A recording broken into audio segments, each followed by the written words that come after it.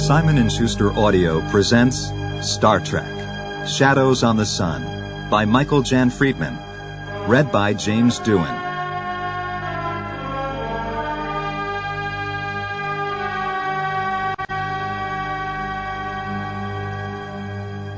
Book 1, McCoy.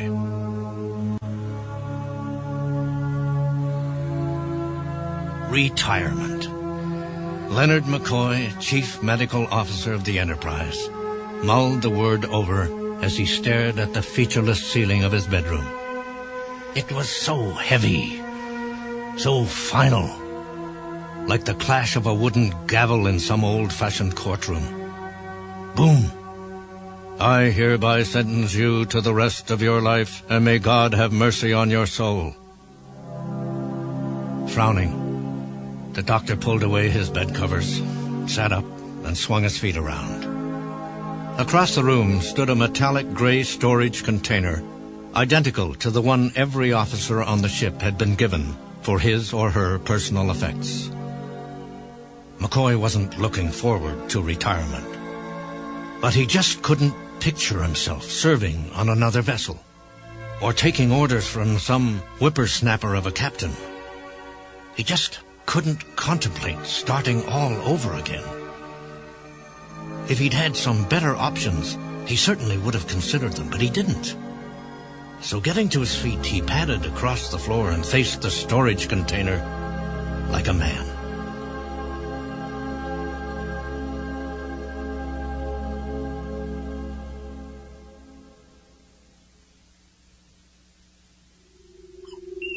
Captain James T. Kirk stared at the dark-haired image of Commodore Montoya on the forward view screen and leaned forward in his command chair.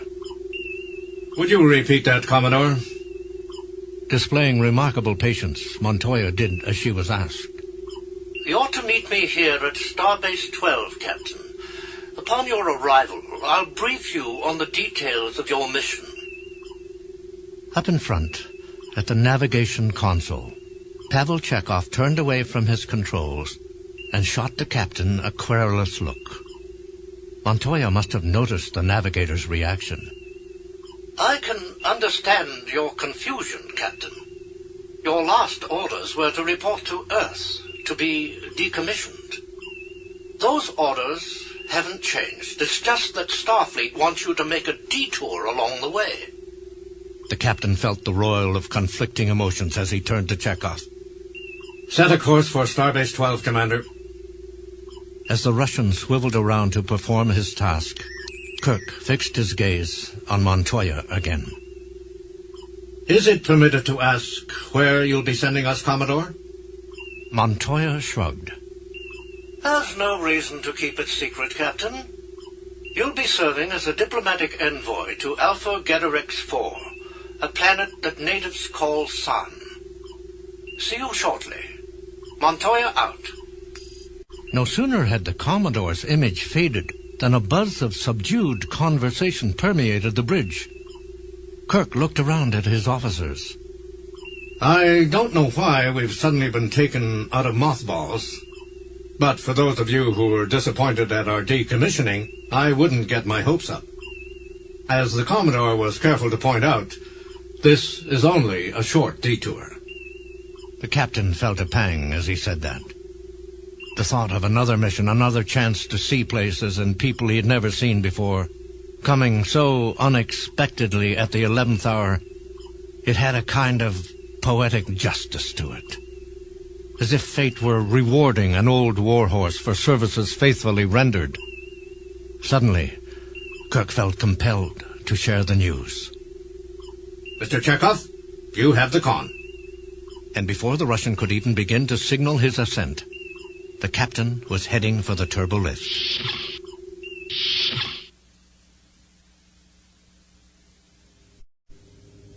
McCoy sat down on his anteroom couch and contemplated the matched set of Phoenicia shells that he'd removed from their place on the wall.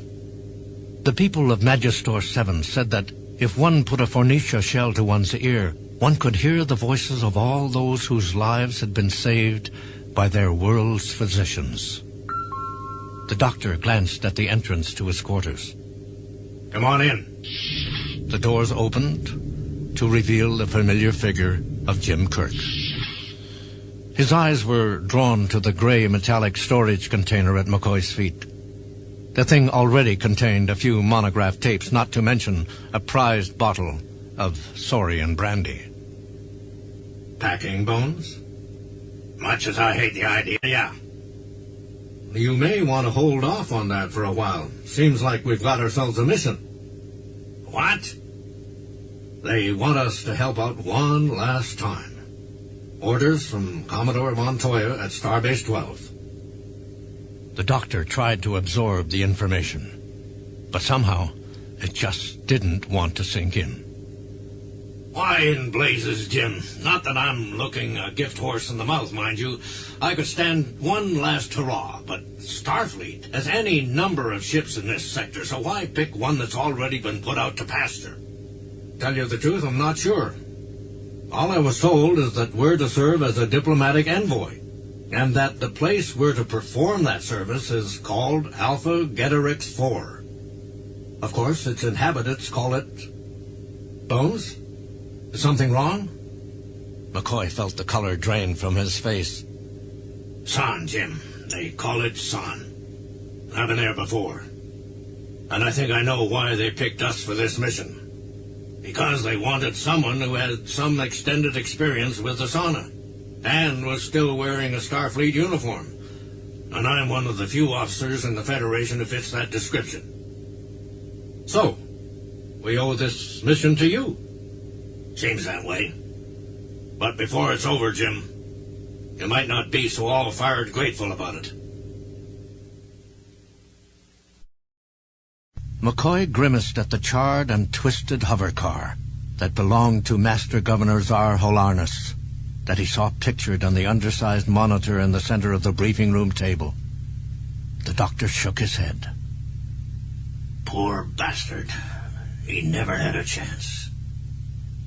Commodore Montoya, a petite woman with raven hair, nodded in agreement. As you know, Doctor, these assassins are quite thorough. Montoya sat on the far side of the table behind the single-screen monitor. There was no need for her to see these pictures anymore. No doubt she'd already had a bellyful of them. Jim Kirk added, Thorough, all right. To a fault. Spock remained impassive. The Commodore continued. At the time of his death, Holarnus was the highest-ranking governor official on Ssan. That honor has now fallen to Rix Meladian, the Master Governor of Orthun. Of course, by now, Meladian may have been assassinated as well. Scotty sighed. A nice bunch of folks. Montoya smiled thinly and tapped a panel in the small control console built into the table. The image on the screen transformed itself into that of a Class M world in miniature. Alpha Getarix 4, gentlemen, known to its inhabitants as Ssan, a planet with a long and time-honored tradition of ritual assassination, an activity with religious overtones, which developed as a counterpoint to the Sana's tendency toward wild population growth. Since the dawn of Sani civilization, assassins were held in only the highest regard. It was only as recently as 40 years ago that a wave of New Age thinkers convinced the people to break with tradition. Not only would they begin to practice birth control, but they would phase out the institution of assassination. Unfortunately for them, the institution fought back. Again, Montoya tapped at her controls, and again, the image changed. Now they were looking at a picture of Asana. Like all his planet's people, he had long, bulbous earlobes and tiny, indigo-colored eyes set deep beneath bony brows. What made him different was the fact that he was dead. Montoya continued. His name is, or rather, was, Lee Maboran. As Ssan's high assassin, he led a holy war against the new progressive government, a wave of brutal assassinations. In turn, the government hired a small army of counter-assassins. After a long and bloody conflict in which the Federation helped out with disaster control, the government emerged victorious. Birth control became widespread, and assassination was outlawed. Kirk sat back in his chair. Well, how did the government break that news to its hired guns? Not very well. As time went by, the surviving assassins on both sides formed a series of secret cults which preserved the concept of the assassin in Sani society. Of course, each group had its own definition of what an assassin should be. They lacked a leader, someone who could unify the cults. Once more, the Commodore hit her control panel. This time, the sight that greeted them was that of a flat metal disc with a symbol rendered on its face in red. A cross inside a circle. That emblem, you see, belongs to the new High Assassin gentleman. McCoy straightened and cursed beneath his breath. He hadn't grasped the magnitude of this. He hadn't grasped it at all. When Montoya had shown them the Halarnas hovercar, he'd thought it was the work of an individual cult. But if someone had gotten himself named High Assassin... The Commodore went on. We found the emblem at the site of the wreck that contained the Master Governor's body, the calling card of a new Lee Maboran. He calls himself Shil Andrakis, a protege of the last High Assassin. His goal is to restore the assassin's tradition to Ssan. Much to the Sana's regret, they don't have the option of fighting fire with fire this time. All the assassins are working for Andrakis, which is where the Federation comes in, and this time to supply more than just disaster control. Montoya glanced at her guests. Your mission is to find the Andrakis and negotiate a peaceful settlement with him before these isolated assassinations evolve into mass slaughters, as they did 40 years ago. McCoy shook his head. Forget it. Lee Maboran would sooner have fallen on his blade than negotiate. And if this Andrakis character is his protege, he won't negotiate either. Not with the government, not with us, not with anybody. The Commodore leaned back in her chair and fixed the Chief Medical Officer with her gaze. Dr. McCoy has a point, gentlemen. It would be a mistake to underestimate the difficulty of what the Federation is asking of you. However, we are still asking. I will apprise Admiral Jovanovich of the doctor's concern, but the mission goes on. Any other questions? Before McCoy could answer, Kirk replied for all of them. None, Commodore. I think we've heard all we need to hear. By the time they returned to the Enterprise transporter room, Kirk noticed that McCoy's scowl had deepened considerably. Was there something about Ssan that the doctor still hadn't let out of the bag? Strange that in 27 years of serving shoulder to shoulder, McCoy hadn't mentioned Ssan to the captain before, especially since it was the site of his first mission in space. Apparently, there were still some secrets left unspoken between them, but it was time to dredge up some of those secrets, for the doctor's sake. Wait up, Bones. How about a drink? McCoy had already stepped down from the transporter platform. He looked back at the captain, emotions flitting behind his pale blue eyes. He shook his head. Sorry, Jim. Not right now. I don't feel much like being bartender/psychiatrist. You misunderstand. It's me who's volunteering to be the bartender this time. You look like you could use one. What the hell? Why not?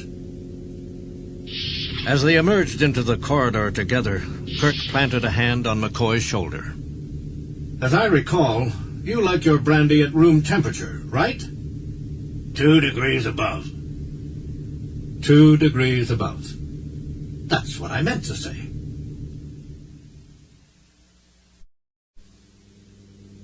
Leaning back into the captain's couch, McCoy swallowed, felt the fire of the brandy warm his insides, and looked over the rim of his glass at Kirk. His friend was watching to see if the liqueur had taken the edge off his frustration. And maybe it had at that. Well, Bones, what do you think? The doctor shrugged, feeling too ornery to be diplomatic. It's a pity every brandy can't be Saurian. Kirk plunged an invisible dagger into his chest. How chivalrous of you to say so. And just when I was starting to feel like a good host. Well, I guess it's not that bad. Oh, hell, it's not bad at all. The mood I'm in, even the Saurian Chancellor's private stock wouldn't impress me. You're in a mood? I hadn't noticed. You know what, Jim? You're not only a lousy bartender, you're a lousy psychiatrist. You don't bait your patients, for God's sakes. You bring them out slowly and gently. You're absolutely right, Bones. Now, why don't you tell me, slowly and gently, what the blazes is on your mind? McCoy sighed and looked away. He really didn't want to talk about this now, or ever, for that matter. It's about Ssan, isn't it? Something you're holding back. Bones felt like a deer caught in a pair of old-fashioned headlights. All right. It's true.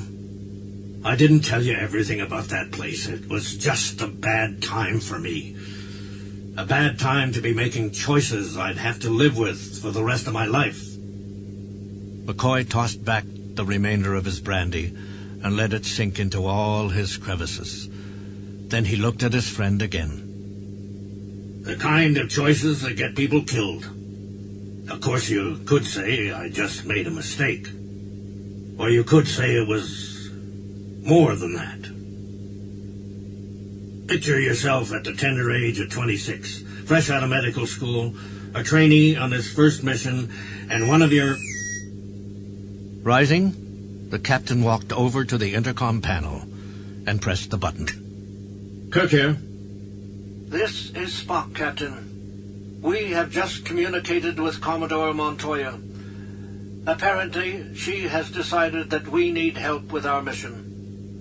One of the preeminent diplomatic teams in the Federation happens to be in the sector awaiting a new assignment. The Commodore engaged their services on our behalf. I see. And did the Commodore say which team it would be? She did, sir. The name she gave was Treadway. Clay and Joselyn Treadway. Treadway, McCoy repeated inwardly. His heart sank. Kirk immediately noticed the change in his demeanor. Thanks, Spock. Kirk out. Bones? Is something wrong? The doctor felt his stomach muscles contract painfully. Of all the blasted diplomats in the galaxy, why did it have to be them? You know them, Doctor? You're damn right I know them. Joselyn Treadway is my ex-wife, Jim. And Clay Treadway is the man who married her. Joselyn, of course. But it's been so long since... He paused awkwardly, seeing that McCoy was overcome with genuine misery. But Bones, you never said anything about her joining the diplomatic corps or getting remarried. Well, I couldn't, Jim. It hurt even to think about it. To say it out loud, even to you. I just wasn't strong enough for that. Jim, would it be all right if you didn't have to be there to greet the Treadways when they beamed on board? I don't see why that should be a problem. Spock and I can lay out the welcome mat by ourselves, And if the treadways are any good, we may not need you on Ssan either. Thanks, Jim. I appreciate it. I guess I better be going. And, feeling more than a little out of kilter, McCoy beat a hasty retreat from his friend's quarters.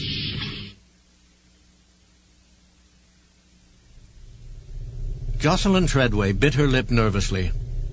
When Commodore Montoya had asked her and her husband to undertake this mission, she'd thought about declining. After all, it was more than a little awkward. However, Clay had reminded her that they'd joined the diplomatic service to do a job, and that the situation on Ssan fairly cried out for someone with their talents. So she'd gone along with it. But now, as she waited alongside her husband on the transporter pad of the Potemkin, she began to wonder if she'd made the right decision. Joselyn had barely finished asking her silent question when she realized that she was no longer on the Potemkin. She was in the transporter room of the Enterprise. As she and her husband descended from the platform, Jim Kirk stepped forward. He wasn't quite the bright-eyed youngster she remembered, but the years hadn't exactly been unkind to him. The captain held out his hand to Clay, who was closer to him. Ambassador Treadway, welcome aboard. Clay's mustache, still as reddish gold and neatly trimmed as ever, widened to accentuate his youthful smile. Captain Kirk, the pleasure's all mine. And you know my wife, I take it?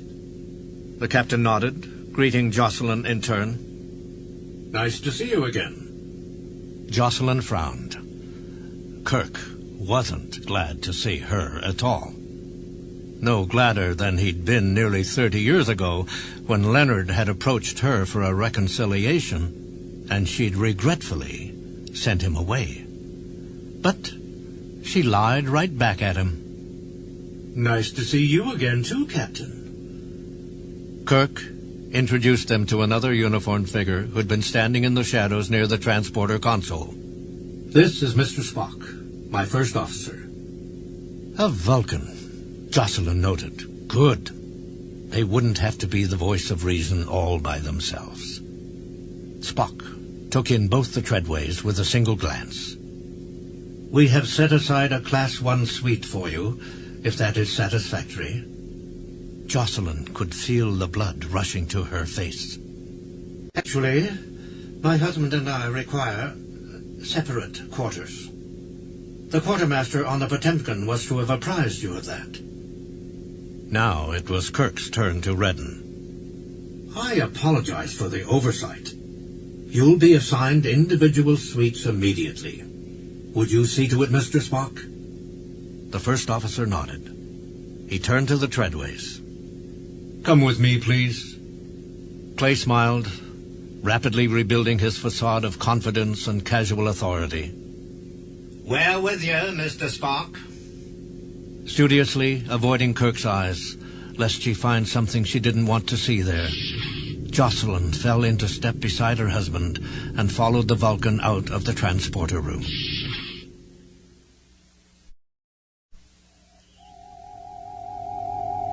For what had to have been the 50th time, McCoy ran a medical tricorder through a diagnostic mode, and like each and every one of its predecessors, the unit checked out just fine. He knew how unnecessary this all was, yet the alternative, to take part in the public life of the Enterprise, had been so terrifying to him the last couple of days, he'd preferred to sequester himself in sickbay. Because somewhere on this vessel was Joselyn. Not a memory, but the real thing. Hadn't he gone out into space to escape the very notion of her? And here she'd followed him to what he'd thought was his ultimate refuge, invading his privacy, shattering his cocoon of calm and certainty. Anger flashed through his mind. Without thinking, he slammed his fist down on the unyielding metal surface of a supply cabinet. Too late, he remembered he still had the tricorder in his hand. He scolded himself for his stupidity. Good job, McCoy. Keep it up and you won't have to check the equipment. You'll have broken it all. He had to find himself some sentient company or go berserk. Tossing the broken tricorder in one of the repair bins, he stripped off his lab coat, hung it on an empty hook, and headed purposefully for the exit doors. McCoy was already well out into the corridor before he even thought about where he was going. He snapped his fingers as inspiration gripped him. The engine room, of course. There was always someone down there, and it was almost always Scotty. He could shoot the bull with his old comrade, if he wasn't too busy. The first turbo lift he encountered was ready and waiting for him. Engineering. The doors had barely slid closed before he arrived. Stepping out of the lift compartment, he focused on the doors that led into Scotty's domain. Leonard. McCoy froze at the sound. A trickle of ice water made its journey down the middle of his back, and even before he turned to look over his shoulder, he knew who it was. Joselyn? It seemed to him that she'd barely changed.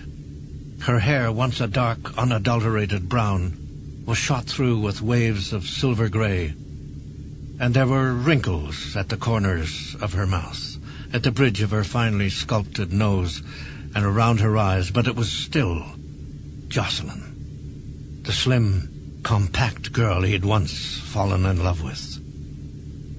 It wasn't until the first moment of shock and wonderment passed that he realized she was wearing a scarlet exercise outfit, or that there was a fine sheen of perspiration on her face.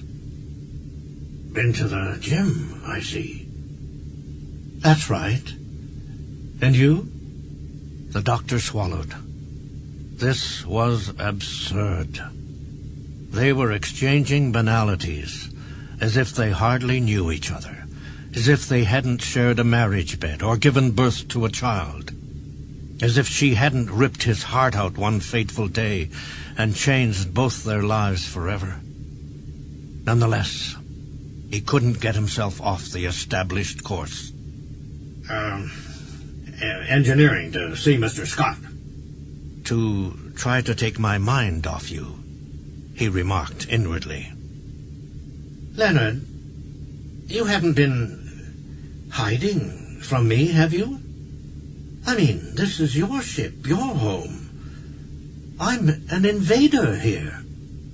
You're nothing of the sort. You're here because you got a job to do, and this place is no more mine than it is the Klingon Emperor's.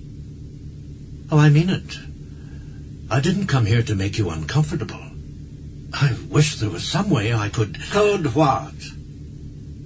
Both of them turned to see Clay Treadway standing a little ways down the corridor. He was smiling generously, but his stance was unmistakable, at least to McCoy. It said, "This is my woman. Stay away from her or face the consequences." The doctor didn't budge, though. Leonard McCoy. The way Clay said it, it came out more like a dismissal than anything else. But then, Clay had been talking to him that way since they were boys in Georgia. The diplomat turned to Joselyn. I was waiting for you up in the library. I thought we'd made plans to go over these Sani protocols. I'm sorry, Clay. I just lost track of the time. Well, no harm done. Now, shall we go, Joselyn? There was something strange in Clay's voice. Strange and unfamiliar. After a moment, the doctor thought he knew what it was.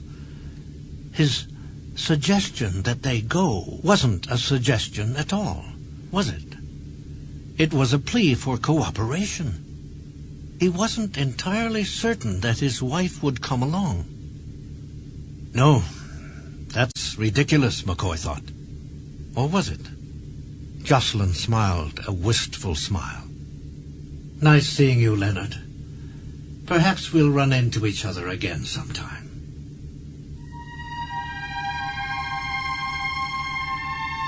There, in her eyes, a flicker of emotion, a hint of what he used to see there in the old days. With a look of apology, or was it regret, she let her husband guide her into the compartment.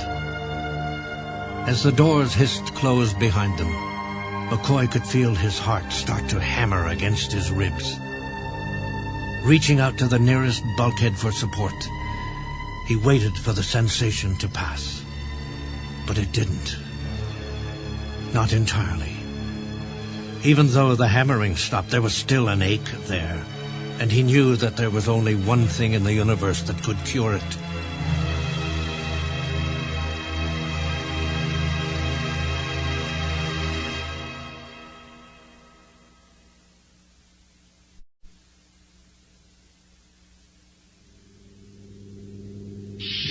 Kirk had hardly taken a step into McCoy's quarters before he had a good idea of why the doctor had called him here.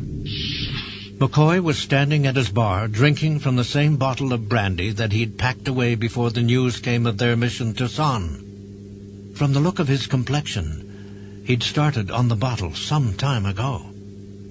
Getting drunk's not going to solve anything, Bones. No, it's not, but hell, sure makes it a lot easier to forget the problem. Kirk frowned. Moving to McCoy's side, he reached for his friend's glass and wrested it from his grip. The doctor glared at the captain with bloodshot eyes. Where are you going with that blasted brandy? Spilling the contents into the sink, Kirk set the glass down on the counter. Me, Bones? I'm not going anywhere. At least until you tell me what set you off this way. McCoy ran his fingers through his hair. For a moment, he said nothing. And then... I saw her, Jim. I saw her in the corridor outside engineering. It's funny. I went there because it was the last place I thought I'd run into her. And there she was. We talked. For the first time in 30 years. She told me I shouldn't be hiding from her, that she was the invader here. And she knew it. And then Clay showed up. And a strange thing happened. I got the distinct feeling that she was more eager for my company than his. That is pretty strange, isn't it? The captain had to agree.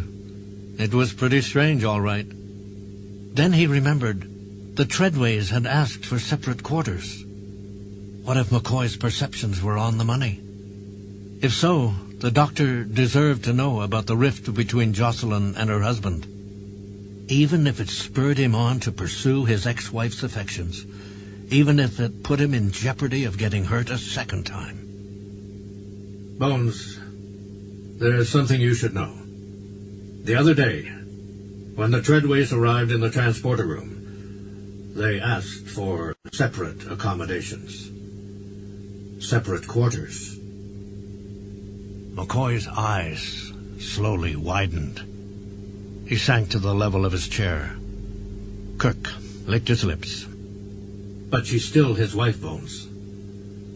For all we know, this is just a brief moment of dissatisfaction in an otherwise enduring relationship.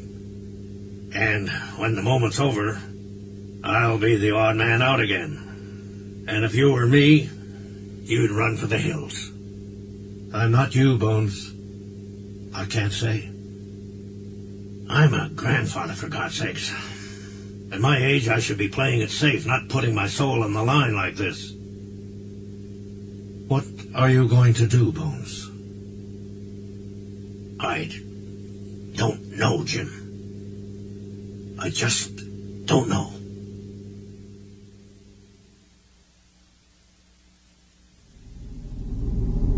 Mr. Scott. The sound of his name, spoken by the captain's familiar voice, cut through the noise of the warp engines. Scotty replaced the transfer panel he'd been working on and turned around. Kirk had brought a couple of visitors down to engineering with him. Scott didn't know their faces, but he was able to guess their identities. Getting up off his knees, he held out a hand to the man with the dark hair and the reddish mustache.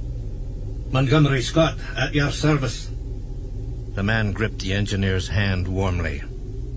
Clay Treadway at yours. And this is my wife, Joselyn. Joselyn Treadway, Mr. Scott. Pleased to meet you. Scotty smiled at her spunk. So this was McCoy's ex. He didn't have to look far to know what the doctor had seen in her, or to imagine the depth of McCoy's pain when their marriage broke up. Joselyn smiled cordially. As you're no doubt aware, Mr. Scott, we've been assigned to handle the situation on Ssan. And to that end, we have a request. Before we can negotiate a peaceful settlement with the assassins, we have to find them. Fortunately, there's a way to pick them out from the general population. It seems these assassins carry something in their systems which allows them to make more efficient use of their resources. It's called bloodfire. I do not suppose this bloodfire can be picked up by, say, a sensor scan, especially when it's concentrated over a relatively small area, as would be the case at the assassin's stronghold. You're catching on, Mr. Scott. There was something about him that Scotty didn't like. Something oily, he thought. Or was it just the fact that he was married to a friend's ex-wife? Perhaps sensing the engineer's feelings, Kirk chimed in. Ship's computer can do most of the work analyzing the sensor results, Scotty. All you have to do is to check the data every now and then. I'll be glad to help out, sir. Just show me what to look for before we make orbit. Much obliged, Scotty. Yes, Scotty. Much obliged. The engineer cast the diplomat a withering look. He didn't let just anyone call him Scotty. That was a privilege one had to earn. As the captain ushered the Treadways out of engineering, he snorted indignantly. Much obliged indeed. Captain's personal log, stardate 9587.2. We're less than half an hour away from Alpha Geterix 4. In a little while, I'll meet Spock, Uhura, and the Treadways in the transporter room, where we'll beam down to meet with the Sani heads of state. As for my friend, Dr. McCoy, he's avoiding his ex-wife, even more studiously than before.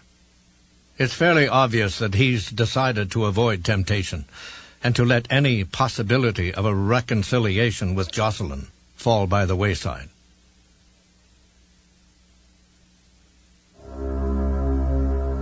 Nem Antronic, Master Governor of Tanul, for 7 whole days now in the wake of his predecessor's demise, looked up at his 5 Federation visitors and wondered if any one of them really appreciated the difficulty of the situation. The human called Clay Treadway spread his hands expansively. I'm telling you, Master Governor, you have nothing to worry about. My wife and I have handled crises like this one before. Now, you've told the Federation that the assassins want only one thing, and that's the restoration of assassination as a viable institution on Ssan. Are you sure of this? Antronic looked at his colleagues Pel Serenos of Pitur and Dur Manarba of Orthon. Serenos spoke for all of them. We are as sure as we can be. Why? The female Treadway answered. Terrorists like your shill Andraus usually have some sort of fallback position, which they'll consider if push comes to shove. Antronic sighed. Serenos, on the other hand, was more emphatic. There is no fallback position. There is only the return of the assassin to our society. The male Treadway noted this, albeit grudgingly. Very well, then. Let's talk about their modus operandi. As I understand it, 12 Master Governors have been killed since this reign of terror began. Antronic shook his head. 13. The Master Governor of Festur was killed less than an hour ago. 13, then. But there have been no attacks on the public as there were in the old days, correct? And my guess is that there won't be. It seems to me this Andraus character, will continue to target government figures, his motive being to force you to change the laws and legally condone assassination again. Serenos grunted. That is all very well reasoned, all very logical.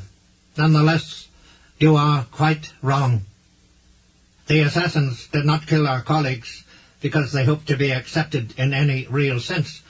They seek to reinstitute the killing art by performing it. In their minds, the act itself is a victory of sorts. The one known as Kirk nodded. They kill simply to assert their right to do so. His Vulcan companion raised an eyebrow. Then there is really no way to predict what course of action Shul Andraus will follow. If he is not concerned with public opinion, he may engage in incidents of mass murder after all. The woman called Uhura frowned. The most dangerous sort of enemy. One who doesn't mind losing, as long as he takes his adversary down with him. Antronic breathed a sigh of relief. At least some of these off-worlders understood their problem. Now maybe they could do something about it. But Clay Treadway was shaking his head from side to side. With all due respect, Master Governors, you're mistaken. You may believe that the assassins have no real goals, but I assure you, this situation is not as simple as it may seem. That was when Manarba raised his voice again. We were told that there would be someone named McCoy among you, one who had experience with Ssan in the past. Where is this McCoy? It seemed to Antronic that Clay Treadway's face turned a different color. The diplomat cleared his throat. The one called McCoy is otherwise engaged. In any case, his experience would not help us here in our discussions. He has no formal training in interaction with alien cultures. Rejecting Clay Treadway's answer, Manarba turned to James Kirk. We may not deal with this McCoy, Captain? The human shook his head. As Ambassador Treadway indicated, Leonard McCoy's presence is neither necessary nor obtainable. I'm sorry. Manarba frowned, expressing the reaction of his colleagues as well. So am I, Captain Kirk. So am I.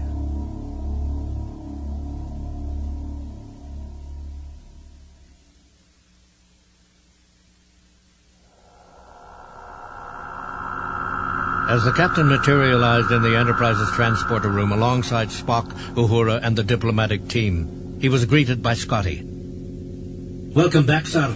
How did it go? Before Kirk could tell him, Clay Treadway supplied the answer. Not too badly, Mr. Scott. Things were a little shaky at the beginning there, but the meeting eventually became a productive one. As the man descended from the transporter platform, his wife lagged behind him by a step. Judging from the expression on her face, he gathered that she didn't entirely agree with Treadway's assessment of the situation, but was too professional to mention it in public. As the couple made their exit, followed by Spock and Uhura, Kirk asked the question that was foremost in all returning captains' minds. And how are things going up here, Mr. Scott? Well, it may be we've located the assassin's lair. Of course, I want to check and recheck the results, but our initial scan looks promising. Excellent, Scotty. I'm glad something went right today. If you need me, I'll be in my quarters, taking a nice, hot shower. Actually, sir, Dr. McCoy asked me to say he'd like to see you when you got back. Thanks, Mr. Scott. I suppose my shower can wait.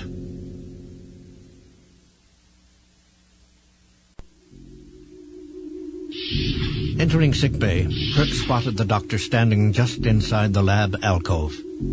His approach caught the doctor's eye.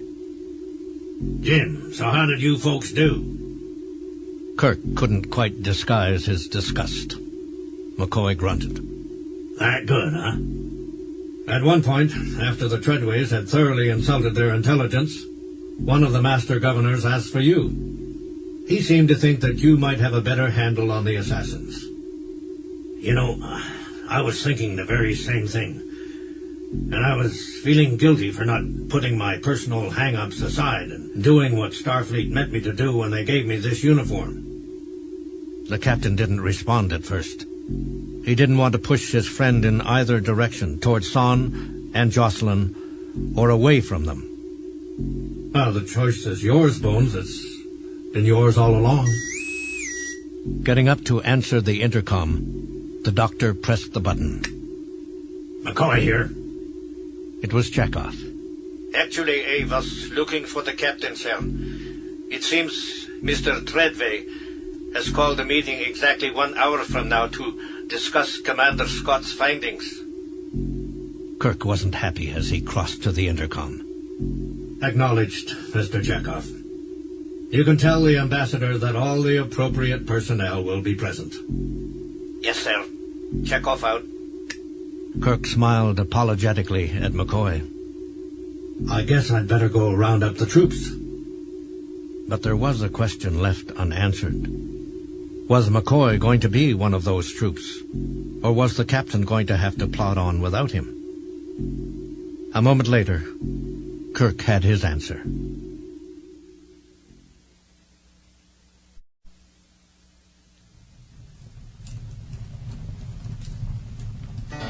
The flickering light of a cooking fire reflected off the wall of the cave. By this light, the Sana, called Shil Andraus, inspected the faces of his followers. He had to comb them carefully to find an assassin who fought in the wars, either with Lee Moboran or against him. Those who followed Andraus in his holy effort are mostly children, the youngest of them barely 18 summers old. As he watched, a blade glowed a feverish red in the tumultuous firelight. Andraus frowned at the indiscretion and turned to the one who had committed it. What are you doing with your weapon, assassin? In days past, your ancestors used it to kill the most powerful men of their time. Is it to be used now to skin the gristle off you terror bones? A youth called Kor Lakandir took the admonition in stride. But then, Lakandir was cut from a different cloth than that of his comrades. More than once, Andraus had thought about the future of his movement, and when it came to a successor, he'd decided that Kor Lakandir was as good a choice as any. That is why it bothered him so much that the youth should be so ignorant of tradition. Andraus had not dragged the assassin's art out of obscurity into light to see it survive in a corrupted form. Before he would see their heritage become something mundane, he would destroy it with his own hands.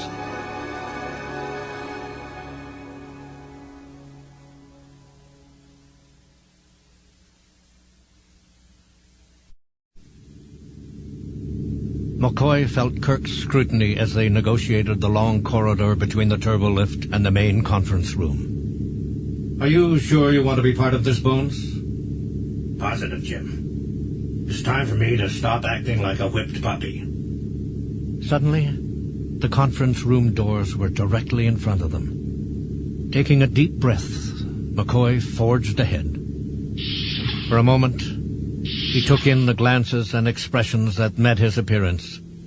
Looks of happiness from Scotty, Chekhov, and Uhura, and one of seeming indifference from Spock, though the doctor knew better. Clay was good at concealing things, but not so good he didn't give away a touch of annoyance, and maybe of jealousy as well. As for Joselyn, it was hard to tell what was in her mind. Kirk took his place at the head of the table and looked to his chief engineer. Scotty, why don't you tell us what you found? Aye, sir. Apparently, the data's sound. It turns out there's a concentration of blood-fire-carrying sauna in the northernmost reaches of the largest continent. Activating the hologram projector on the center of the table, he brought up a miniature of Ssan. There was a red dot in the northern hemisphere to indicate the place where the assassins were holed up. Now that we know where they are, we can direct a message to them and begin the mediation process. Clay Treadway shook his head. I don't think we'll be sending any messages, Captain. Sani assassins respect two things: courage and cleverness. And the approach Captain Kirk is espousing doesn't particularly smack of either. McCoy could see the muscles working in Kirk's jaw, but when the captain spoke, his voice was flat and emotionless. You'd like to propose an alternative, Mr. Treadway? Indeed I would, Captain. It seems to me that the only way to begin any kind of meaningful peace negotiations with these people is in person. Spock had remained silent up to that point, but he could remain silent no longer. There is no question that risk is a valuable tool in theory. The question is whether it will gain us any advantage in the instance at hand. I believe it will, Mr. Spock. However, I will not ask anyone to join us if they believe otherwise, us being my wife and myself. Of course, you and the captain are welcome to come along if you wish, with or without security personnel. However, there's no amount of security that will be sufficient to protect us, I assure you. Suddenly the doctor was on his feet, leaning over the table until he was less than a meter from the diplomat's face. What you're talking about is suicide, damn it! Kirk's admonishment cut through the tension-filled air like a phaser beam. Bones, that's enough. No, Jim. It's not nearly enough. You can't just beam down into a blasted assassin's den. You'll be cold meat before you even got a chance to tell them why you're there. Perhaps. Or could it be you're selling us short, Doctor? You know, this isn't the first time my wife and I have ventured into a dangerous situation. You just don't get it, do you, Treadway? You've never been on Ssan. You don't know what these assassins are like. His ex-wife didn't say a thing. Apparently, she was every bit as bent on getting herself killed as her damned husband was. You've made your case, Bones. Now take your seat, or I'll have you escorted out of here. McCoy glanced in Kirk's direction, saw that he meant it. Scowling, he did as he was told. With decorum restored, the captain announced his decision. Even without Dr. McCoy's input, I'd be wary of beaming down to the assassin's stronghold. In my opinion, the risks outweigh the potential for success. And that's your final word on the subject? Kirk nodded. Oh, in that case, I'm forced to take command of this mission, in accordance with Starfleet Order 957. I assume you're familiar with it, Captain? Naturally, but it's not a wise course, Mr. Treadway. If you've been reading your monographs, you know that diplomatic envoys who pull rank usually end up regretting it. Usually, Captain. However, my wife and I are not the usual breed of diplomats. I'm betting we'll have less occasion for regret than you think. The captain looked as if he'd like to argue the point further, but he knew it wouldn't get him anywhere. He turned to Scotty. Arrange an early morning beam down, Mr. Scott, for the Treadways, myself, Mr. Spock, and a couple of security officers. Aye, sir. Whatever you say. McCoy bit back his frustration. This is the craziest thing I've ever heard. At least let me come along. I've had experience with this honor. Maybe I can help. I don't think so. This is no mission for a doctor. Damn it. It's not just your life, Treadway. It's your wife's life, too, and those of 4 other good people. You can't do this. Clay got to his feet. I believe I just have. A moment later, he was gone. Joselyn hesitated for a moment, then followed her husband out of the room. By degrees, the doctor's anger cooled. Slowly, he regained his equilibrium. The captain came over to him. Bones. McCoy held up a hand. Don't, Jim. And pulling together what little dignity he had left, he made his somber exit.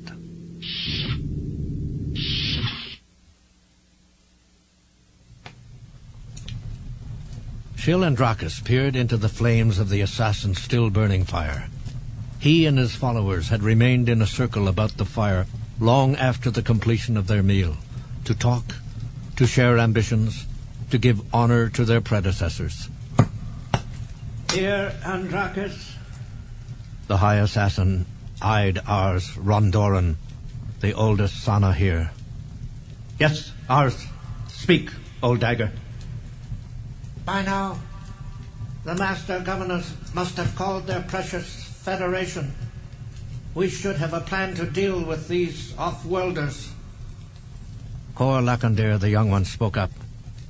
I have heard that they bear powerful weapons which can destroy a man in the blink of an eye. Andraus shrugged, making a face to show that he was less than impressed. A weapon is only as dangerous as the one who wields it. And I can say from experience that the off-worlders are weaklings. Still, Lacandir was not satisfied.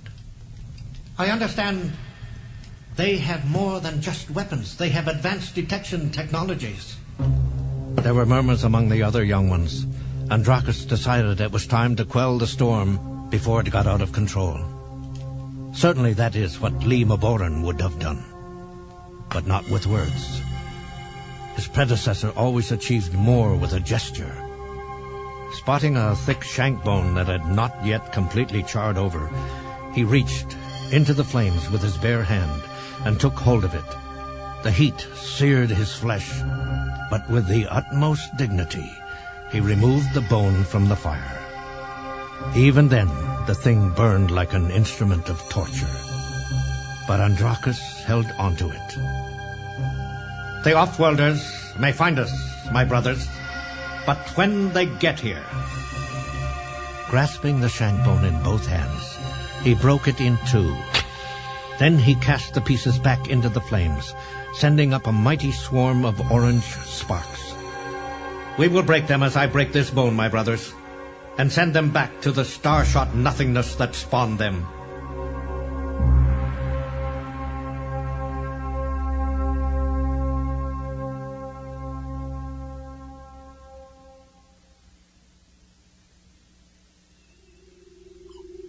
Kirk was staring at the forward view screen with its sweep of brown and white Sawney real estate. But his mind was on the words of his chief engineer, who was standing beside him. You see, sir, I've run a profile of the terrain around the assassin's hideaway, and it's chock full of Maldinium. That's the stuff that caused all those transport glitches back on KS-7. We're going to have the very same kind of glitches if we try to beam a landing party directly into the caverns. Actually, that may not be a problem at all, Mr. Scott. The last thing I want to do is make a sudden appearance in the assassin's midst. What I can do, sir, is beam you down to a point just outside the hideaway, perhaps 1,000 meters from what appears to be the main entrance. Then you can make as gradual an approach as you like. Perfect. That way, we won't be encouraging anyone to mistake our intentions. And if our diplomatic colleagues complain about our approach, you'll advise them about the Maldinium, just as you advised me. Aye, sir. Have a pleasant evening, sir, and a good night's sleep. You too, Mr. Scott.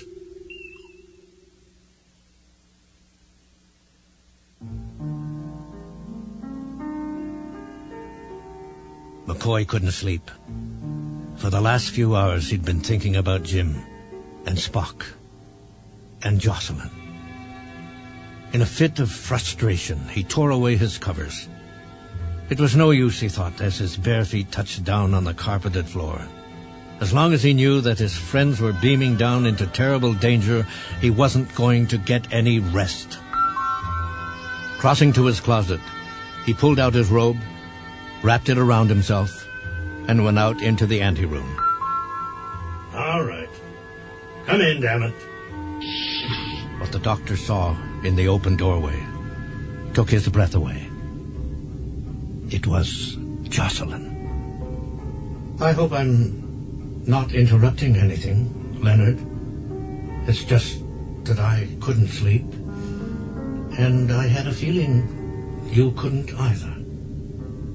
With a strange expression on her face, Joselyn entered, the folds of her low-cut powder blue shift whispering around her.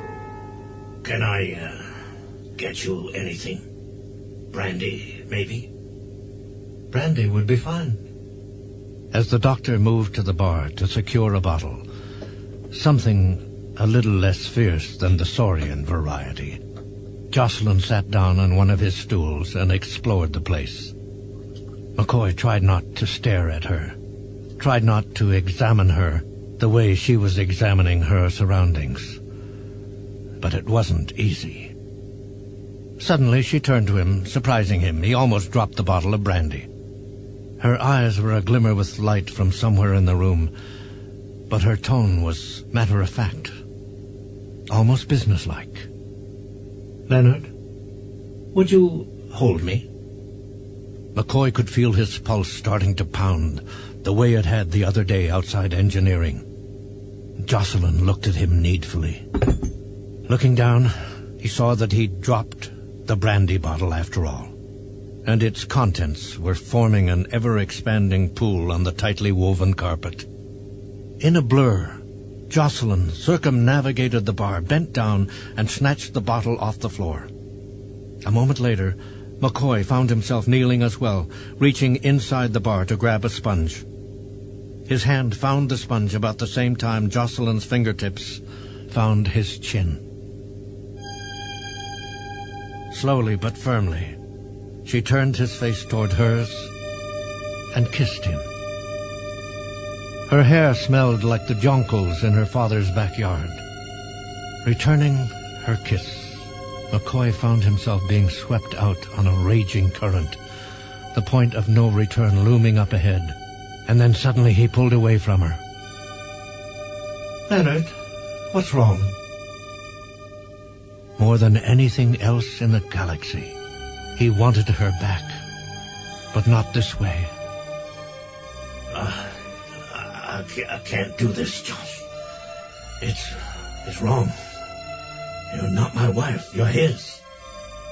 No, Leonard. Not anymore. Not in any real sense of the word. I can't. It would be too much like... Don't say it. There's no need. You're right. We shouldn't do this. Not now. Not this way. Kissing him softly on the cheek, Joselyn got to her feet, replaced the bottle on the bar, and with one last look of regret, left his quarters. McCoy cursed. He should have known better than to let it go so far. He should have known.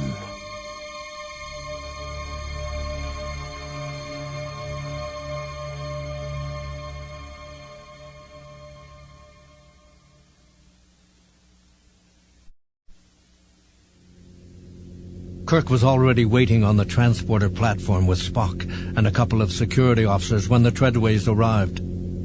Without a word, they took the two empty places on the platform and assumed postures of readiness. Kirk turned to his chief engineer, who was standing behind the transporter controls.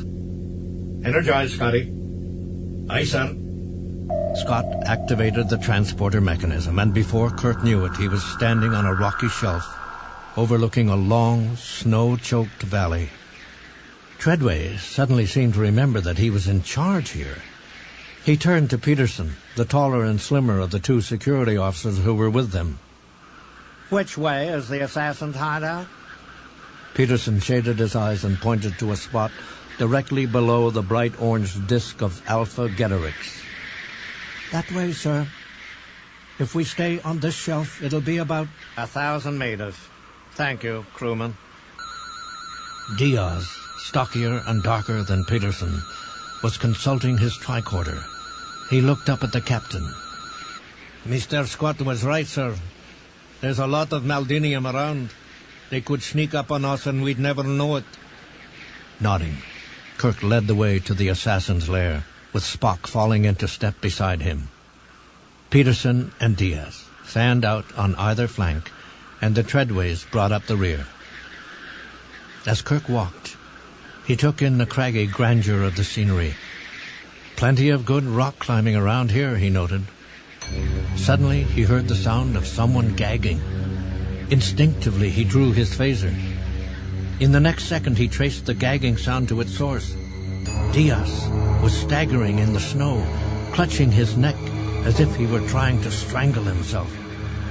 There was a knife handle protruding from the space between his fingers. My God, thought the captain. As Diaz fell, Kirk used his free hand to remove his communicator from his jacket and then flipped it open with a snap of his wrist. Kirk to transporter room. He must back up, Scotty, now. But he never heard Scotty's reply. It was drowned out by a deep-throated cry from Peterson, who had suddenly sprouted a short metal bolt between his spine and his shoulder blade. A moment later, their ledge was rife with white-garbed figures. Kirk took aim, fired, and sent one of them flying backwards in a burst of red light.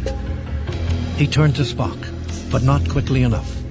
One of the sauna came hurtling towards his first officer and hit him square in the center of his back, catapulting him forward. Before the Vulcan could recover, another assassin snapped his head back with a high, whirling kick, staggering him. That left the treadways unprotected. As one assassin grabbed Joselyn and pulled her away, her husband tried to intervene. But a moment later, another sauna slammed into clay from the side, sending him sprawling towards Spock. Kirk rushed to Jocelyn's aid. Halfway there, he saw a shimmer that he recognized as the transporter effect surround his first officer and Clay Treadway. Before the assassins could reach out for them, Spock and the diplomat were gone. The captain smiled, knowing his own escape couldn't be far behind. But a second went by, and another, and still nothing had happened.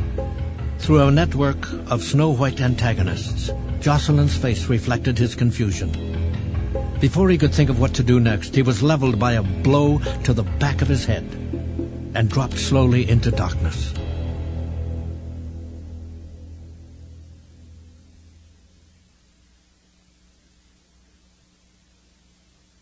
Book 2, Ssan. McCoy's insistent 26-year-old voice echoed in the near-empty rec room of the Starship Republic. Sorry, Merle.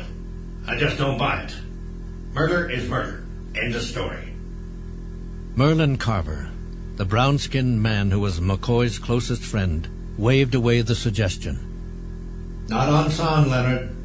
Assassination is a cultural imperative, and Lee Maboran sees himself as an agent of that imperative.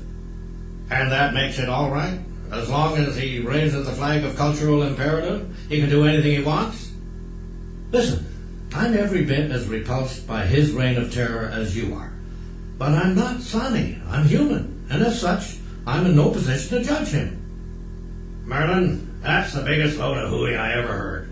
I don't have to be a sonnet to know that what Maboran's doing is a crime against nature. Come on, Leonard. You can't expect other races to fit into our parochial notions of morality. Before McCoy could answer, he saw the doors to the rec room slide open and admit the other three members of his training unit. Warren Huang, Paco Jimenez, and Janice Taylor. Noticing McCoy and Carver, Taylor shook her head in mock disapproval. What's the flap about this time, gentlemen? McCoy frowned.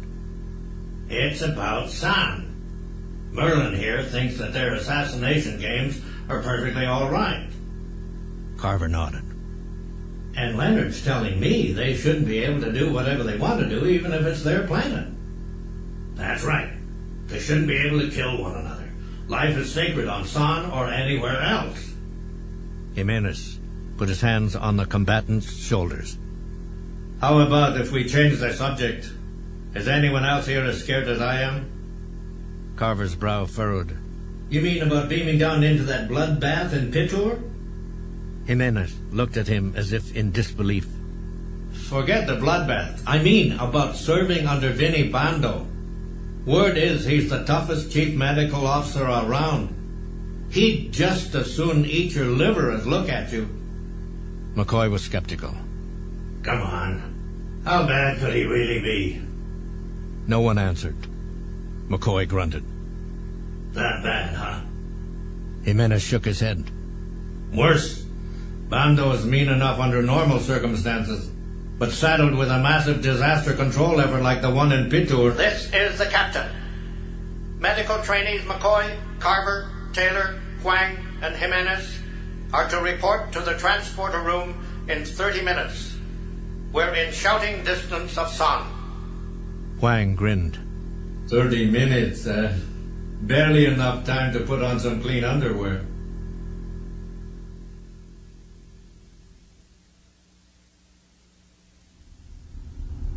As they approached the transporter platform, McCoy stole a glance at the operator on duty, a junior officer who'd come aboard at the same time as the medical trainees. Carver looked at him. What's the matter, Leonard? McCoy swallowed. Nothing. I just don't like transporters. Before Carver could respond, the doors to the transporter room opened and Captain Hilius walked in. Instinctively, McCoy straightened. The captain's gaze fell on each of them in turn. I wish you all luck. From the reports I've seen, it's no picnic down there. Energize. McCoy shut his eyes tight. As the hum of the transporter rose in pitch, he imagined he could feel the cold of space thrilling through his bones. No, not cold, he mused. Heat. Terrible heat. McCoy opened his eyes to a scene of awful devastation. Apparently the place had once been the city-state Pitur's council chamber. It was a bloody, flaming shambles. McCoy just stared. It didn't seem possible that there could be so much suffering in one place. So many people crying out for help. Abruptly, he felt fingers digging into the fabric of his medical tunic. Taking hold, they spun him around, and he found himself face to face with a visage that might have been carved out of stone. The man was wearing a chief medical officer's uniform. Bando, a voice whispered in McCoy's brain. Vincent Bando. It had to be. Scowling, the stocky CMO pointed to a clot of wounded Sana clustered around some fallen stones. Over there, trainee. Now! McCoy followed the gesture, swallowed, and somehow got his feet moving in the right direction. Clenching his teeth against the acrid smell of charred flesh, he made his way through the wreckage. As he approached the victims, he saw that all but one was beyond his help. Crouching beside that one, he ran his tricorder over the Sana. It was not a pretty picture, but he was young, and his vital signs were good. As the doctor reached for his hypospray, the Sana's tiny eyes opened and fixed on him. Noting the hypospray, the man shook his head. When he spoke, his voice was a rasp. No. No. McCoy leaned closer. It's all right. I'm here to help you. The Sana shook his head again. Leave me. But why didn't he want to be helped? Was he just dazed, not thinking straight? I can't leave you. I'm a doctor. Despite the Sana's protests, he set his hypo for calarium, the anesthesia that worked best on these people, and injected it into the man's arm. The Sana grabbed his wrist, but it was too late. The effects of the drug were nearly instantaneous. Even so, his grip on McCoy didn't relax one iota. Marveling at the patient's force of will, the doctor broke the Sana's grasp and set to work patching the worst of his wounds. When he was finished, he removed his communicator from his belt. McCoy to Federation Medical Facility 1. 1 to beam over. As he waited for the transport to take place, he heard his patient murmur something. Looking down, he saw that the Sana had somehow managed to open his eyes again. The hatred in them was as big a shock to McCoy as anything he'd seen so far. But why would he be looking that way at someone who had just saved his life? And more importantly, how could he still be conscious? Had McCoy somehow screwed up the dosage? Abruptly, the transporter effect enveloped the Sana, and in the space of a heartbeat, he was gone.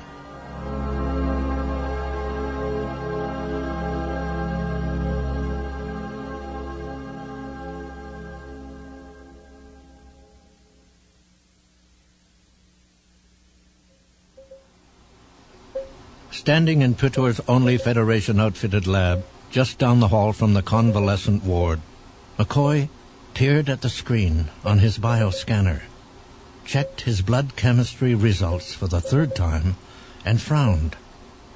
There was an anomaly in his patient's blood sample, the likes of which he'd never seen before. Looking back over his shoulder, he saw Carver and Wang, his partners on this late afternoon shift. Merlin, Warren, come here for a moment. I'd like you to take a look at this. Carver actually looked pleased at the diversion. As McCoy stepped away from his monitor, his friend peered into it. Then Wang took his turn. They each came away with a puzzled expression. Merlin shook his head. Well, it doesn't make sense. With that widespread of virus in his system, there should be some kind of response. Some white blood cell movement, something. It's as if the virus had become accepted. Wang shrugged. A symbiote? There's some precedent for that, although... What's going on here? Their heads all snapped around simultaneously. In the short time they'd been here, they'd all come to recognize the voice of their commanding officer. Carver was the first to recover. We seem to have isolated an anomaly, sir. A virus. Bando stepped forward to scan McCoy's monitor. Then he looked up at the trainee. Damn. You know what you've got here? An assassin, a cold-blooded, murdering assassin. McCoy didn't understand. It must have been apparent, too, because the CMO launched into an explanation. Well, the natives call it blood fire. At times of stress, it stimulates the Sani equivalent of an adrenal medulla. The result? For a limited time, the individual becomes a Superman. And for the last 1,200 years, assassins have celebrated their first kill by exposing themselves to the virus. The CMO's mouth twisted with disgust. Congratulations, trainee. You saved the life of the Sana who destroyed that council chamber, and most of the people in it. I hope you're proud of yourself.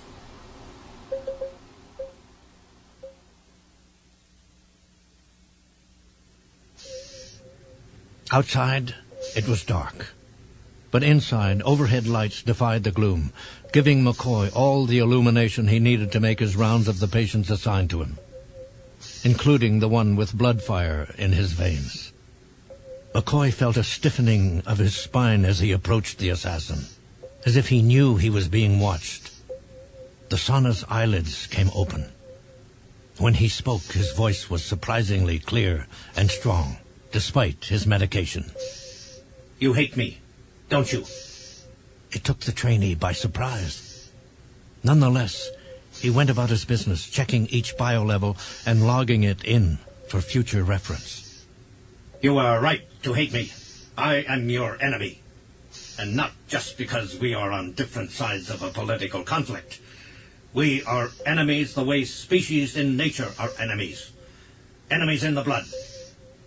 McCoy pressed his lips together. He wasn't going to be suckered into a discussion of divergent philosophies. This was a madman, a fanatic. You would like to see me dead, would you not? In fact, there is nothing you would like better. So why not do it? Human, why not kill me?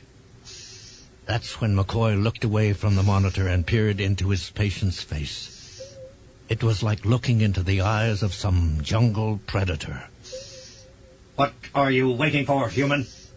Do I not deserve to die? Have I failed to kill enough Sana for your taste? Or do you wish to see me kill some more? McCoy felt the Sana's fingers close around his wrist, just as they had back in the council chamber. But this time, the assassin's grip was even tighter, even more painful. The trainee tore free, but the Sana's expression didn't change. His mouth twisted. You have wronged me, human. You have shamed me by preserving my life. And the only way you can make amends is to destroy the life you saved. Repulsed, McCoy shook his head. No. I'm a doctor. I help people. Even if they don't want to be helped? Even if it makes them want to rend their flesh to know an off-worlder had a hand in their salvation? I understand your shame. But as a physician, I've got my own kind of shame to worry about.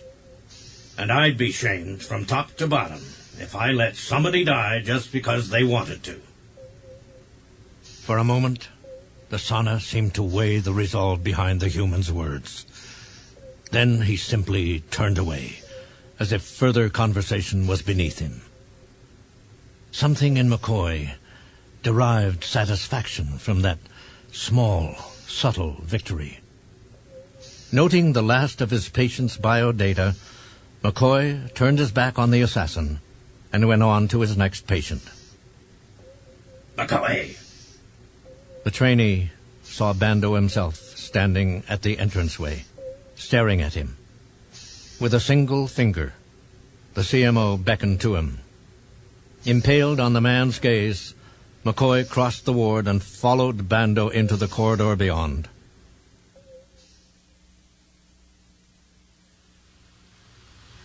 Vinnie Bando wasn't one to mince words. That meant he wouldn't have to wonder what he'd done wrong for very long. You know, McCoy, I didn't like you from the very first time I laid eyes on you. And the fact that you pulled an assassin out of that tower didn't make me like you any better. McCoy swallowed. This sounded worse than he'd imagined, and his career rested squarely in the CMO's hands. Of course, McCoy, first impressions can be deceiving, so I give everybody a chance, and I mean everybody. Even so, you didn't do anything to change my mind about you until just now, when I saw you with that murdering bastard of an assassin trying to bait you. But you stood your ground, didn't you? And better than that, you told him off. I saw the look in his face, McCoy. You don't see that look on an assassin very often. It means they've lost, and they detest losing. The trainee shook his head. You mean you like what happened? Bando nodded slowly, the muscles in his temples working. I like it a lot. And you know why? Because it takes more than compassion to make a good doctor. It takes anger, too. Anger at the circumstances that create the misery you've got to deal with. Anger at the people who create those circumstances. I'm happy to say I was wrong about you, McCoy. You're going to make it here on Ssan. You're going to make it, period. McCoy grinned like a kid. Merlin wouldn't believe this in a million years.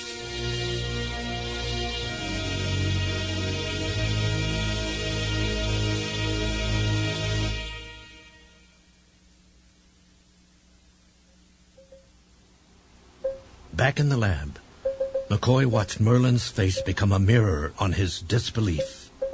Bando said what? He said he liked the way I stood up to that assassin. He said he liked it a lot. And you're proud of that? Come on, Leonard. I never thought a little praise would turn your head so far around. And what's that supposed to mean? That I should have given in to that assassin and killed him? Don't be ridiculous, Leonard. But what's the big deal? You stood up to someone who wasn't even standing up with you. He's your patient, for God's sakes. Someone you're supposed to be healing, not locking antlers with. McCoy couldn't believe he was hearing this, even from Carver. And then he realized why his friend was acting this way. You're jealous, aren't you? Of what? Approval from a man who's lost sight of what he's doing here? You've heard what they say. Bando thinks he's one of the principals in this war. Healing, compassion, that's all become incidental to him. This isn't just about philosophy, Leonard. This is about what kind of doctor you want to be, my kind or his kind. Because if it's his kind, I don't want any part of it. That's when McCoy's anger got the better of him. After all, who was Merlin Carver to preach to him? Go to hell, Merle. For a moment, the other man's mouth went taut. Then, With agonizing slowness, he shook his head. No, Leonard. You go to hell. And as if he didn't trust himself to stick around, Carver turned and stalked out of the laboratory, leaving McCoy with the taste of ashes in his mouth.